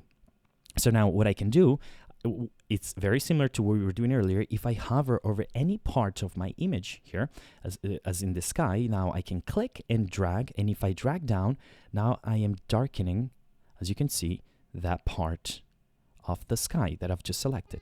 But now what's happening here, if I go down, you can see how much artifacting is introducing to the point where it just doesn't look good at all, as you can see. And once again, to reset a selection that you might say you don't want to do this, you don't like this for some reason, you can either right click the point, or once again you can always come here and say reset all. So we're going to reset it as a whole, because that was introducing artifacting and wasn't working well for us. Now why is that? First of all, we need to do what we were doing earlier with our graph when we worked on our hue and saturation, whereas we need to add a little bit more points here. So you can see even down here we have the same options where obviously you can link both our graphs, and you have our divisions. So I'm going to come here and this time take it to 12 divisions. Now they're changing both together because they're linked. So now you can see that we have many more points that we can select from. By the way, you can always come and either add 16 or 24 as much as you want. At 24, it's a lot of points, but that just to show you how much versatile this can be. Great. So now that we've done that, what I can do is I can select points with much more detail. Great. So what I'm going to do, I'm going to come here and look at my sky, and I can see that it's around here. You can see for both my luminance. And if I come down here, this is the portion where it's darker, where we have our shadows. So what I'm going to do with this being our shadows, I'm going to go one step higher here to this line. And what I want to do, I want to change my sky, but I don't want, if I start warping parts of the sky, that affects all the points beneath it. What I want to do is like maintain these shadows. I don't want them to be changed. So let me show you a quick way to do that. You can come here, select one of the points, but if you start selecting one of the points, that's, say I want to save this point, it's going to save only that point. I want to save the whole row, so that way when I start affecting the sky, I don't want anything in this whole graph to be affected. So I'm going to select this, and here on the selection point, I'm going to come here where it says select pin row. So when I do that, now selects the whole row, and then I can come here and I can say convert selected points to pin. Now you can see that here all these are dark now. The pins are dark. That means that if you make any change here, you see underneath, you're not affecting whatever is underneath it, which is exactly, in this case, what I want. So I can come here and reset it. Now, when you reset, it resets everything. You can come back, once again, click there, then you select the whole row, and then you come here and you say convert selected to pin. I'm going to do the same for the second grid here, and same thing, and then come here and say convert selected to pin. Now whatever changes I make, these are going to be unaffected, so I can keep my shadows protected. Perfect. Now with that done, what I'm going to do, I am going to change my axis angle to make this graph on this side a little bit towards the yellow, and this graph on the other side a little bit more towards the magenta. So shift my trace towards the yellow in this case, and here toward a little bit more towards magenta. So I'm going to show you how that works. I'm going to come here on my axis angle. I'm going to change it to something like, maybe something like that. And you can see that you're going to see a shift here in the trace on our colors. That is processed. Okay, perfect. And now we definitely are more towards yellow, towards magenta here. And what I'm going to do, I'm going to start with my second grid here, and I am going to take a point here, say a point in between the blue and the orange here, and I'm going to select this now with my grid 2 selected. I'm going to select this and now drag it a little bit towards this color, because we want to add a little bit more pink into the sky. So I want to add more pink. If you wanted to add green, you go the opposite side. So I'm going to come something like that and then bring it up a little bit to even make it a little bit brighter. So you can see what type of changes we're making here. You obviously want to be very subtle, because if I went to something like that and then I went overboard, you can tell very easily that it's an edit, that you definitely went a little too far. So you want to affect it by, as I said, you want to be very, very subtle. So something like this. So I'm going a little up and a little left here. Something like that works for me. So I'm going to keep it there and I'm going to release. So now you can see that we made our sky here a little more pink. But I want also, where here was previously, I want to make this a little bit more orange and a little bit warmer, more vibrant. So what I'm going to do, I'm going to come to this point now, and I am going to click on it, and then I am going to come this side. I'm going to, one second, I'm going to redo that. So this was previously our point. So let me show you one more time here. I am, I'm affecting this point right here. So I'm going to quickly undo the last change I made here by doing that. So I'm going to do it one more time. So come here to this point. That was actually this point, yes. And then drag it up, something like that. Just like that. Perfect. So now we made it a little more pink. We're going to come to grid 1. So this is the second range, because we're going to affect the first grid. This, by the way, grid 2 is affecting this grid, and then grid 1 is affecting the grid on the left. Now I can come to my color here, and now we can make a little bit more orange. So I'm going to come a little more like that. You can see that we're adding much more of a orange tint. Can even go a little more. And then what I'm going to do is come up a little bit to make it a tiny bit brighter. And even more.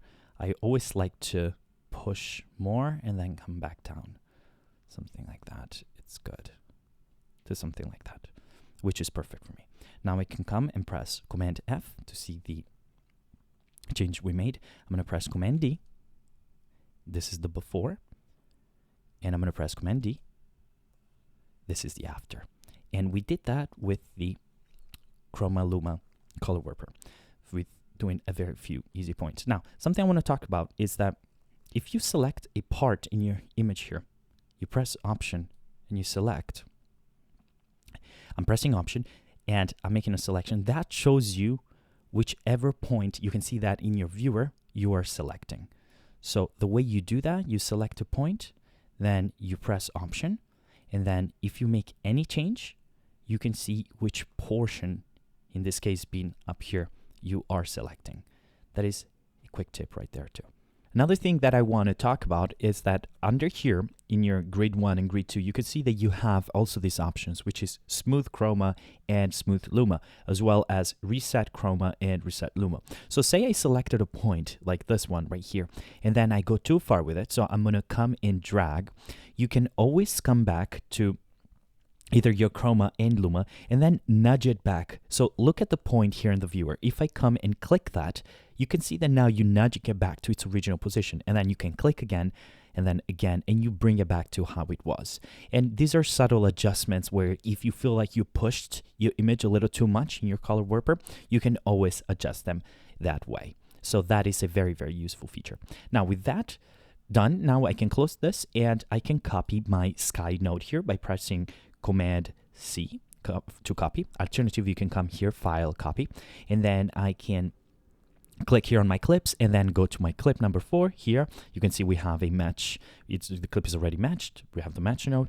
I can press Option S to add a new node over here, and then I can shortcut press Command V to copy that sky node that we had previously on this clip. Now all the color warper information is also copied into this clip. You can come back, expand, and then make adjustments to match it to your previous clip. So now I'm not going to do that because this tutorial is very long, but that's basically how you do it. You can go in and then make the adjustments that you need. Okay, so I'm going to close that now. Now that we talked about that, let's talk about the final topic of this tutorial. And we're going to go on clip number 2 here. And you can see that now we have the clip of a woman here. Now, what we're going to talk about in this specific portion of this lesson, it's about skin tones and how do you adjust skin tone. Now, we're going to do it in 2 ways. First, I'm going to show you how you do it with we're adding a effects, which is the face refinement effect. And then the second way is to do that manually. Okay, so to adjust our skin tones manually. Right, so now I'm going to come here on my curves. I am going also to change here to my scopes, and I'm going to change it from parade to vector scope. Vector scope, very easy to read. Obviously, you have your hues as represented also here in your color wheels. So all the different colors, and then it shows you where whatever hue your image is shifting towards, as well as the saturation. Okay, perfect. With that said, now let's add the face refinement tool. I'm going to come here on the effects, and then I'm going to search face refinement. Now, there is 2 effects that you could use. One is face refinement. The other one is also the beauty. Okay, beauty effect here. Now, they're a little bit different. So I would use the beauty effect if you have clips that have more motion, or if your side profile. So for that beauty, it's a little bit better. And for clips like this one, in this case, which is a stationary and a interview clip from a documentary, the face refinement is just perfect. So I'm going to come here, face refinement, you could see it. And now before I drop it, obviously you're going to add a new node, which in this case, I am going to call here sky. Okay, so that's our sky node. Now I can grab my face refinement and drop it into my just newly created node. You can see now that the settings panel opens here on the side. Now I am going to close a little bit some of these drop down contextual menus here and just keep it and show you what they do one by one. Okay, so let's get started. I'm going to close the clips here so we have a little bit more space, as you can see over here. And I am going to show you also another quick trick here. If you press Command F, that obviously takes you full screen, but if you press Shift F, now you're able to see the image with much more real estate here, and also you have all your effects adjustment settings here on the side, which is perfect for us. Perfect. So now before we do anything though, I'm going to come to this view right here, and I am going to start by adding the face refinement. because now we can see, we don't see anything yet, even though we added it, right? So, and even here by clicking show overlay, we're not seeing anything, as you could see. Well, that is happening because first we need to analyze our clip. So I am on my first frame on this clip. I'm gonna just click analyze, and you can see how fast Resolve does that. I mean, it's really, really fast. And that's it, just as simple as that. Now I can come here on my show overlay and untoggle that to hide it or toggle it back, and you could see that it has successfully tracked our face here. Perfect. Now, with that done, now I'm going to come to the second option here, which is the skin mask. Open that. And now on the skin mask, you see we have a range of parameters here, as you can see. But before I do anything to it, I'm going to, we have this option here, which is the show mask. And by toggling that, now we can see our mask, selected mask. I am going to uncheck this show overlay because this is too distracting right now. So just go like that. And you can see that this is our selection. Now, we have a problem though. We can see that our face is selected here, but also part of the hat as well. If I come here on show mask, you can see that it has selected part of the hat here on the top. Why? Why is that happening? Why do we have this as well? That is happening because Resolve, and especially the face refinement effect here, is tracking things that are very similar in hue to the face. So in this case, the tan hat being close to that color, or even sometimes could happen with a shirt or some objects, you could have the track is basically tracking more than just the face. So what we want to do then in that case is to isolate just the face and then work on the face exclusively, because we don't want to come here, make adjustments, and then the head gets affected as well. So let me show you how quickly we can do that. So first off, what I'm going to do now, I am going to, over here, obviously come and add a window. And with the window, just as we learned earlier, we can isolate a specific portion of our frame. Okay, so that's secondary grading. So I'm going to come, and in this case, choose this one here, the circle over here. Perfect. And I'm going to add it here. By the way, here, I just noticed something. I called this sky, and that was a mistake from my part. This, it's face, not sky. So that is our node. And now over here, we added our window, and I'm going to also rename my window here, and we're going to call this face window. It's perfect. All right, so now we have our face window as well. Perfect. So now let's resize this to a more manageable size. So I can come here, then make it a little smaller, just like that, then something like that, something like that. I can move it around. Now we have perfect, something like that. And now what I'm also going to do, I'm going to drag it down a little bit so it selects just the face. Perfect. And what I'm going to do, I'm going to come here on these three dots here, and I am going to say convert to Bezier. By clicking that now, we have much more a individual selection of each point. So I can come now and see, you can make much more refined here, much more refined selection. Once again, you can click a point, adjust it, then you have two other points, and you can adjust your shape accordingly, something like that. I can go in here, then I can come like that, okay, extend it. So perfect. So something like this, and I'm going to do the same here. Perfect. So now you can see that we have adjusted our shape to cover the entire face of our subject in our frame. And then once again, you can also extend a little further if you need, something like that. It's perfect. Great. So now that we've done that, I'm actually going to grab this last point over here, increase that tiny bit too. Okay. So I just want to make sure that the entire face is selected here. Perfect. Now that we've done that, we need to track it. Obviously, we are on the last frame of our clip here. I'm going to come to my tracker. Once again, here on the options, we are going to go track reverse, and we're going to track it back. So track reverse, Resolve. Once again, I love it, how fast it is. You can see that some of the parts here, actually, it's missing some of the parts. So these are processes where you can do adjustments. So in this case, what I'm going to do instead, I am going to make it even tiny bit bigger to something like that. So that tracks everything. So something like that. And I'm going to perform that one more time. So go here and then say track reverse one more time. You can see that now the entire face is covered. Okay. And then I can come, and then if you wanted to, you can always make adjustments. You can always come back, and if you feel like you went even too far, do something like that. then adjust it like that. Then once again, you can always go back and then do track reverse. The thing is that the tracker is so fast that you can make adjustments very, very quickly. So for my case specifically, this is good right now, and I'm happy with what we have. Perfect. Now that we've done all of that, now I can come here to my show mask on my skin mask section here, and I can untoggle that. And I can also come to my window and uncheck that, right? So we don't have that over here.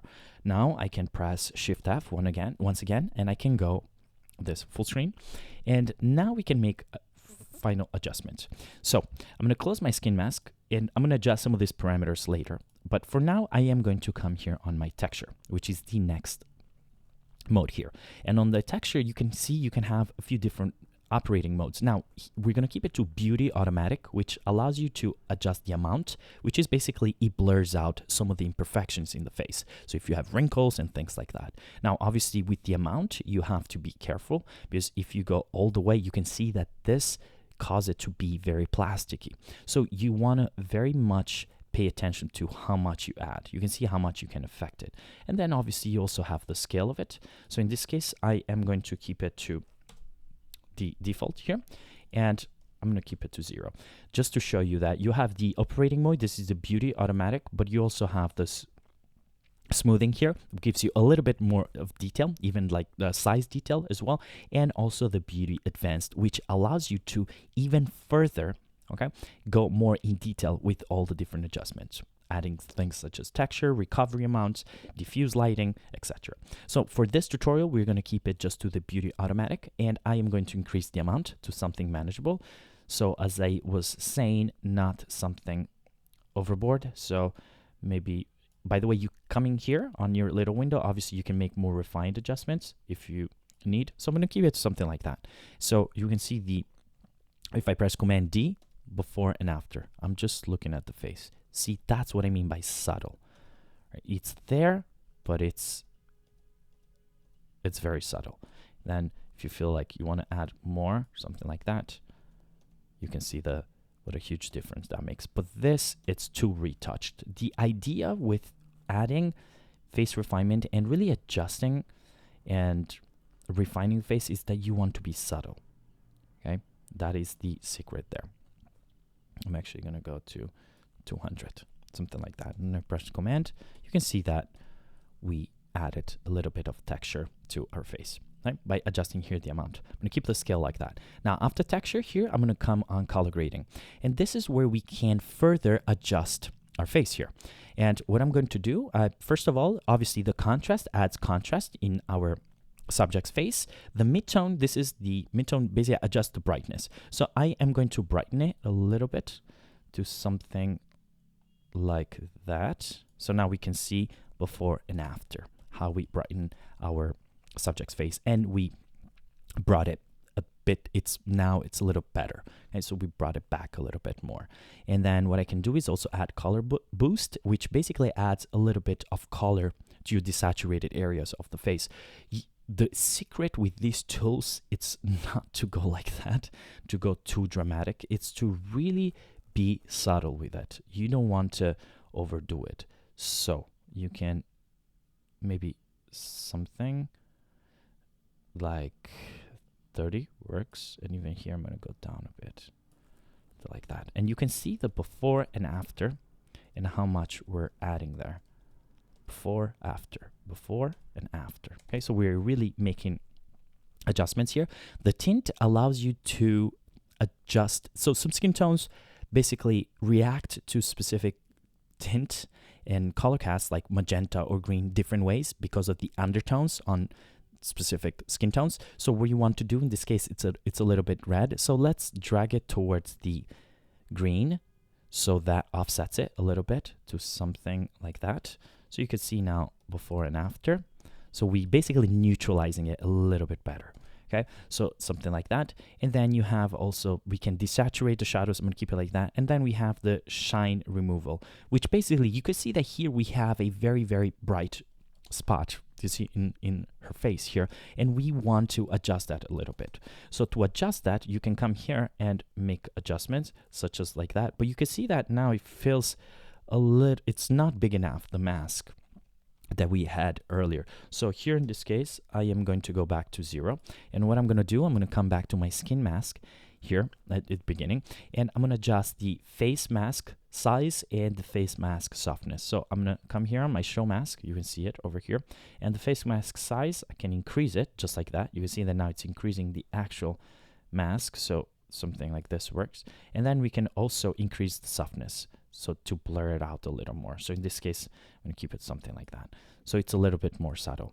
Now, with that done, I can come back to my color grading. And now with the shine removal, I can start, you can see, adjust accordingly. Something like that. You don't want to go too overboard with it. Something like this works. This is before, this is the after. You could see how bright this spot was here compared to now. Okay. And that is some of the adjustments you can do. Now, obviously, if you go too far, come back a little bit here and adjust it accordingly, something like that. See before and after. Okay? You can come and really make adjustments on the fly. So that is color grading. I can also add a little bit of contrast here to the face. So obviously, that is too much. So we can add a bit of contrast to her face, something like that. This before, after. Okay. And that's how much we can bring. We can bring back our detail over here. Perfect. Now with that, now I can close the color grading, and we're going to come on our next section, which is the eye retouching. We can also retouch, obviously, our eyes. I'm going to come and zoom in a little bit so we can see the eyes a little better. And now over here, you see we have sharpening, brightening, highlight, and eye bag removal. So obviously the sharpening would sharpen. Okay? So our iris, the eyes, you can see how much we can really sharpen here. So in this case, I don't want to go too much because that feels very, very fake. So something like that, just to bring in some detail. You can see the before and after. Okay, so bring back some detail. And also here, now when I zoom in too much, I can see that the face over here, it's a little bit too harsh, the edge. You can always adjust that. Once again, come to skin mask, and then by placing more softness here, see, you can increase the softness, but also by adjusting the size of our mask here. Okay, you can do that as well. Just like that. And now you can see that we're blending it even better. And then obviously you can adjust the softness to your desired amount, something like that. And now look at that. Now it looks perfect. And now I can also come back to my color grading, and even further if I wanted to darken, right? And you can see this is the before and after. Look how bright this was, right? And how the face looked, and look how much we really brought more beauty into our subject and really adjusted it. So now what we want to do, I'm going to close the color grading, as I said, and we sharpened our eyes. Once again, you can go even further. I'm going to, as I said, stay subtle here, and then I'm going to use my highlight to add a little bit of brightness to the eyes, something very manageable. So something, see, it's already too much. It's very easy to overdo that. It's before, after, as you can see. Okay, perfect. And then I can also have the eye bag removal, and if in case you have eye bags in subject's face, you can see that you can go all the way like that, right? But that feels a little bit fake. So you want to subtly add a little bit of that. And you can see now this is the before, this is the after. And then if you feel like you went too far, once again, bring back a little more. Same with this, the highlight. Okay, I'm going to keep it like this. Now next that we worked on our eyes, I can zoom in. I can alternatively press Z. Now you can see before and after. I can work on my lip retouching here. I'm going to zoom in a little more. So now she is talking specifically about rhinos. This is not something where you want to go overboard with what you want to do on your lips. So just a little bit of saturation should be enough. So something like this, it wouldn't make sense. So I would probably add a little bit of saturation just to add a little bit of contrast, something like that. You can see the before and after, so very, very subtle. And obviously I can drag a little more, something like that. Perfect. And now I can press Z, see, right? Before, after, perfect. So very, very subtle. And then we do the same with the blush retouching here. I'm going to add saturation. So it's going to blush this part, this area of the face. I can show you here. So obviously, if I go all the way, that is excessive. But you can also adjust the size. So make it a little bit bigger. So you can adjust the size, something like that, and then lower the saturation to a manageable amount, something like that. And you can see the before and after. Can probably increase it even a little further here. Something like that. Perfect. And now if I press Z again, you can see that we've added a bit detail. Perfect. Maybe lower it a little more here. Okay. And that is the blush retouching. And then obviously you have your forehead retouching. With this case, it's perfect because not a lot of sun is hitting there. Then cheek retouchment, and then your chin as well, right? So if you wanted to adjust the saturation, etc. So in this case, I'm going to keep both of them to 0.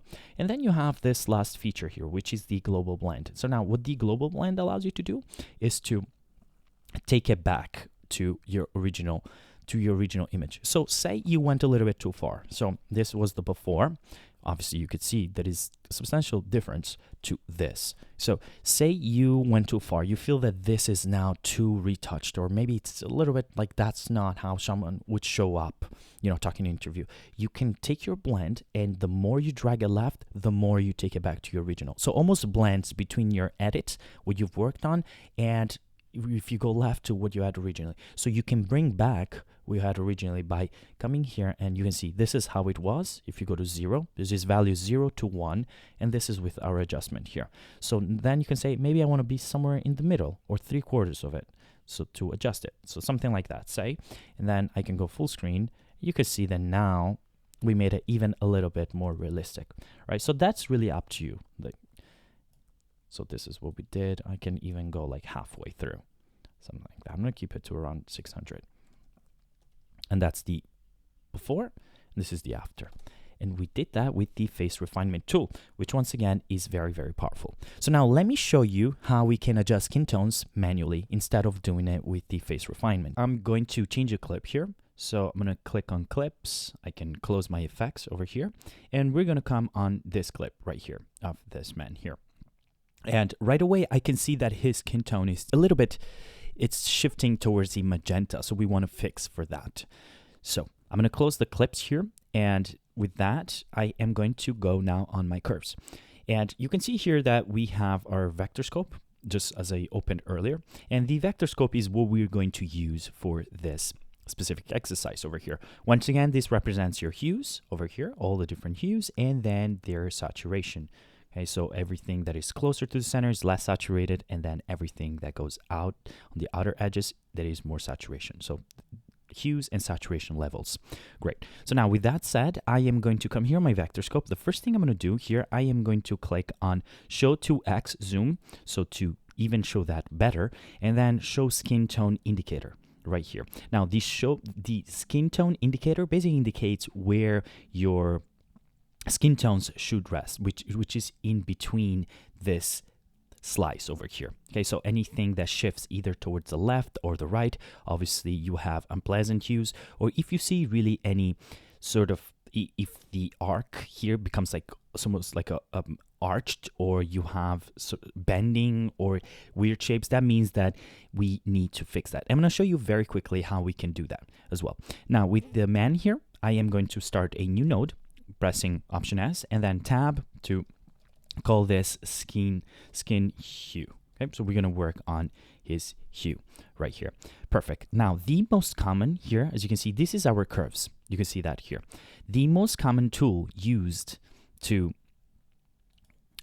work on skin tones manually is the curves palette here. Now we have a few different options here. You can see we have the hue versus hue, we have the hue versus saturation, hue versus luminance, luminance versus saturation, saturation versus saturation, and then finally the saturation versus luminance. So now, how do you explain this? Well, it's very easy. So the convention behind this is that the hue here, it's your selection. So it tells you we are selecting the hue, and then it says versus hue, which means that we're selecting a specific hue to change its hue.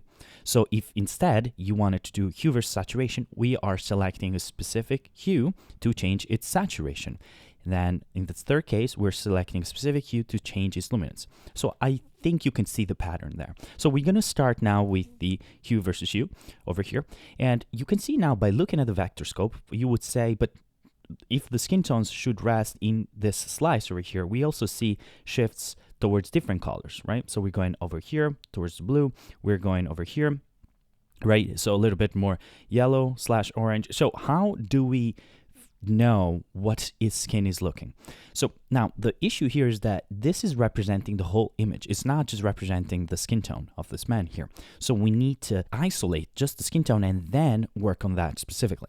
So let me show you how quickly we can do that. All right, so the first thing I'm going to do here is obviously I can either start by making a selection over here. So say I click, there's two ways, by the way. You can either choose one of the color swatches here and then make a selection, or you can come into your viewer and just select a point in the man's face. So in this case, I'm going to click here. Now, once you click that, you can see that is 3 points. All right, so you can see 1, 2, and 3 points. This is the point over here that you can either increase or decrease to change the overall hue, and the 2 points on the edges here are to refine how much is our selection. So obviously if I extend it here, we're going to go over a broader range of colors, in this case being starting from magenta going all the way to red. If I make it tighter, so I make those points even closer to the main point here, that means that our selection is less refined. Okay, so meaning it's more refined, so it's like even smaller. So in this case, since there is a different range of hues, I'm going to extend this because we're going to go all the way to these reds over here, and I'm going to do the same here because I want to cover all the magenta. So now by dragging the point in the middle here, I can either make it even more magenta, as you can see, or even more green. So the name of the game here is subtlety, is how well can you really make changes without being noticeable. And that's the secret between skin tone specifically. You have to be extremely subtle because it's very easy to make it feel unnatural or even bending colors, etc. Now, one thing that you could see here, this goes in linear fashion. Think of this as a curve, if anything. So basically this goes like that all the way to starting to be red and then more red here. So think of it like it's going like that and then it's restarting here on the other side. So it's in linear fashion. All right. So now that I've extended my points, I can start to adjust the magenta here. We want to make it a little bit more green because it's very magenta. But as we said, if we look at a graph, because we can't just guess by eye, okay, I'm going to adjust it like that. Maybe it's good, maybe it's not, who knows? Maybe like that. You know, I mean, obviously this you can tell, but how do I know? I mean, I'm guessing here. That's why we want to use the vector scope to make really accurate decisions. We can't just arbitrarily come here and just start dragging, deciding, so we can't do that. So I am going to now add a window, come here, and then add this circular window here. I'm going to place it right here in the middle, make it a little bit smaller to something like that, okay? So as you could see here, and I can rename this, so I can call this the face window, just like that, okay? So I can even make it a little bit smaller here. Perfect. And now what I can do is come here on the highlight and then isolate just that point over here. Now, when you look at the scopes, we can see now it's just that selection we made, which in this case, it's obviously the skin tone on the man's face. So now we can see in the graph here, we can make more accurate adjustments because we have it this visually represented here. So now let me get back to the vector scope and why this is important. So now what you want to do here, obviously this is the slice in our pie here that your skin tones are going to rest. Now, what you want to do here is that you want to look at it, and if you see like that this specific line, right, it's either arching or there is weird bending or it's shifting towards different hues, that means that it's unpleasant skin, so something is happening to it. Now in this case, it's not that bad. There is no major adjustment to do here, but you're going to have cases where this line, it's either shifted all the way towards here or the opposite way. So then you gotta fix it, right, by moving it around. Your goal, ideally, it's not to make it exactly perfectly straight, perpendicular to this line over here. Your goal is just to look at if something it looks abnormal, like it's not right, or as I said, it's not that it's bending or something like that, then in that case you would adjust it accordingly. But in this case, what I can do is just to remove, as I said, a little bit of that magenta, fix it a little bit, and then I can see that most of the color here is resting towards the shadows, so we probably want to increase that a little bit too. So now, what I'm going to do, the first thing is to come here, and obviously I extended my selection with these 2 points. Remember, these, you can extend your hue, because earlier was very small, was something like this. So if it's this small, what's really happening, you're adjusting a much smaller hue, because these are the constraint points starting from here up to here. So I can extend it to something like that, as we discussed, right? We'll make it a little bit bigger to something like that, and now we have a much bigger real estate to play with. So now I can come here and I can start dragging, looking at my vector scope by making the adjustment. So you could see that if I go 2 down, now you can see that obviously we went over a slice here, which meaning that now we have unpleasant hues. In fact, if I come and look at it, look at what's happening here, right? So in our window. So obviously that is not working. The same is true if you go to magenta, where you can come back here, you can see what's happening here. So this is a visual representation to help you tell you that where your skin tones should be. And now what I can do, it's maybe I can come a little bit more like that. See, I reduced the magenta. I can come here and you can see, I mean, the difference is not huge, obviously, because the name of the game here is subtlety. So I can come even a little bit down here. I can even restrict a little bit my curve like that. My points, I can restrict them, and now it's a little bit more limited, okay, something like that. And now if I come here, I can see that we got rid of that magenta. Maybe I can do even a tiny bit more like that. You can see there. So now if I come here and I can go back to my window over here and just clicking it, by the way, you deactivate it. So now it's not limited to that selection inside the window, but to your whole skin tone. So I can come here, make it full screen, and before and after. So this is the before. Pay attention to this area specifically, and this is the after. Now with the YouTube compression, it's going to be a little harder to tell, but you can see that we did get rid of that magenta here. You could see that. This is the before, after. Before, after. This is before and after. So you could see that. And then once again, you can go as much as you want in terms of how much you want to push and pull, and really fix that. I can go back to my curves here and even go a little further if I wanted to. But in this case, I think it's a little too much, so something like that. You can alternatively also add more points. So it's something like here as well, and then adjust that. See here what's happening here with these shadows. You can see that our hues here are going a little bit towards that side. So I'm going to restrict it even a little more by adding another point. And I can do the same honestly in the other side too. But in this case, I don't want to do it because I'm happy with what I have here. And now I can hide once again. I can uncheck the highlight and then come here, uncheck my window. Then now I can go full screen. And now you can see this is the before. Look how magenta his skin tone is. And this is the after, right? So you can see how quickly we were able to adjust. Look at that. The before and after over here. Perfect. Now I showed you how to work on the hue, but there is cases where you want to work also on saturation of the skin. So that's the next I'm going to show you here. I am going to create another node by pressing Option S over here, tab, and rename it to skin saturation, just like that. And then same process applies, which is basically applying a new window. You can always come here, copy the window, put it there. In this case, I'm just going to honestly just add another window here, reduce the softness to 0 over here, make it a little bit smaller to something like that, then put it right over here, just like that. Then come here on my curves, palette. Now, instead of hue versus hue, which once again, to reiterate that, you're selecting one hue and your hue is your selection, and then versus hue because you are changing the hue. In this case, hue versus saturation. We're selecting the hue, but this time around we're changing its saturation. That's what's being affected. Perfect. So now I'm going to make another selection. There's a selection there. You can see that now we do have our 3 points, just like earlier. I am going to activate the highlight. Okay, so that's where we selected with our window there. And now you can see that that's represented in our vector scope once again. Now, if I make any changes, obviously this is the point in the middle.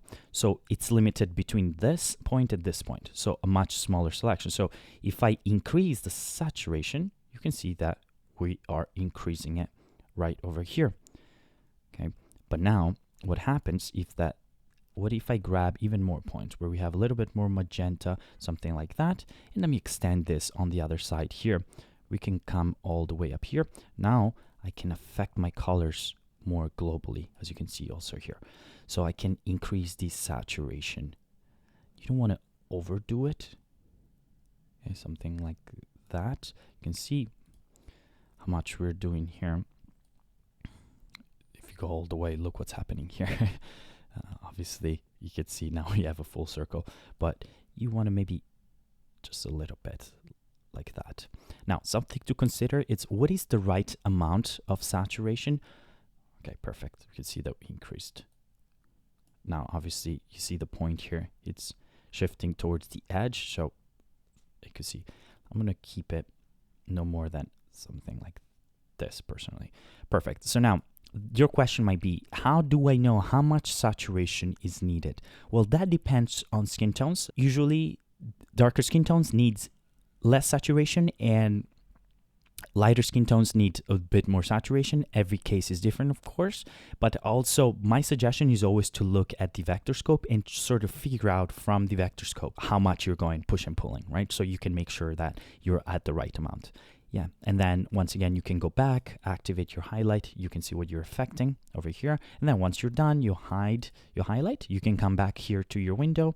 You can, by the way, just so we're precise, you can also call it, of course, face window so you know what you're working with. Then click on it. Then you deactivate it, right? So I can come here now and you can see the before and after. This is the before, this is the after. See, before, after. You can see that we definitely increase saturation. If you're not happy with it, very, very simple. Come back to your curves and then increase even further, something like that.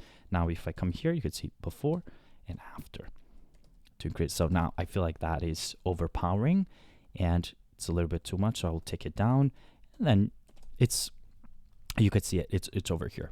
It's really your choice. You can go back and make all the adjustments you need. As long as you look at your vector scope and understand how to read it from there, you should be good. You shouldn't have any problems. Don't try, by the way, as I'm going to repeat this one last time, don't try to be exactly perpendicular to this point right here, to this line. All you're trying to do is go back and look at if there is any bending, arching, if there is weird shapes, is shifting either towards one hue or the other. You don't want that to happen because you're going to have unpleasant skin tones. So as long as it's here in the middle and you don't see any abnormalities happening, then you should be good. And then you just make your adjustments accordingly. And that is the end of this longer lesson where we spoke about the secondary grading tools, essentials. Okay, so these are very important. As I said earlier, this is a little bit different from the first two lessons in the sense that you're not going to do secondary grading every single shot or every single clip. That depends on your needs, but this is very crucial to understand, especially the skin tone part, because you will be doing a lot of that when you're grading footage. Great. So I hope this lesson helped. We are going to talk, this was part 1 where we're doing basic correction, then we'll go more in detail in the upcoming lessons. So thank you again. Please give it a thumbs up if you like this video and it's helping you a lot. That also helps this channel, which recently has been growing a lot.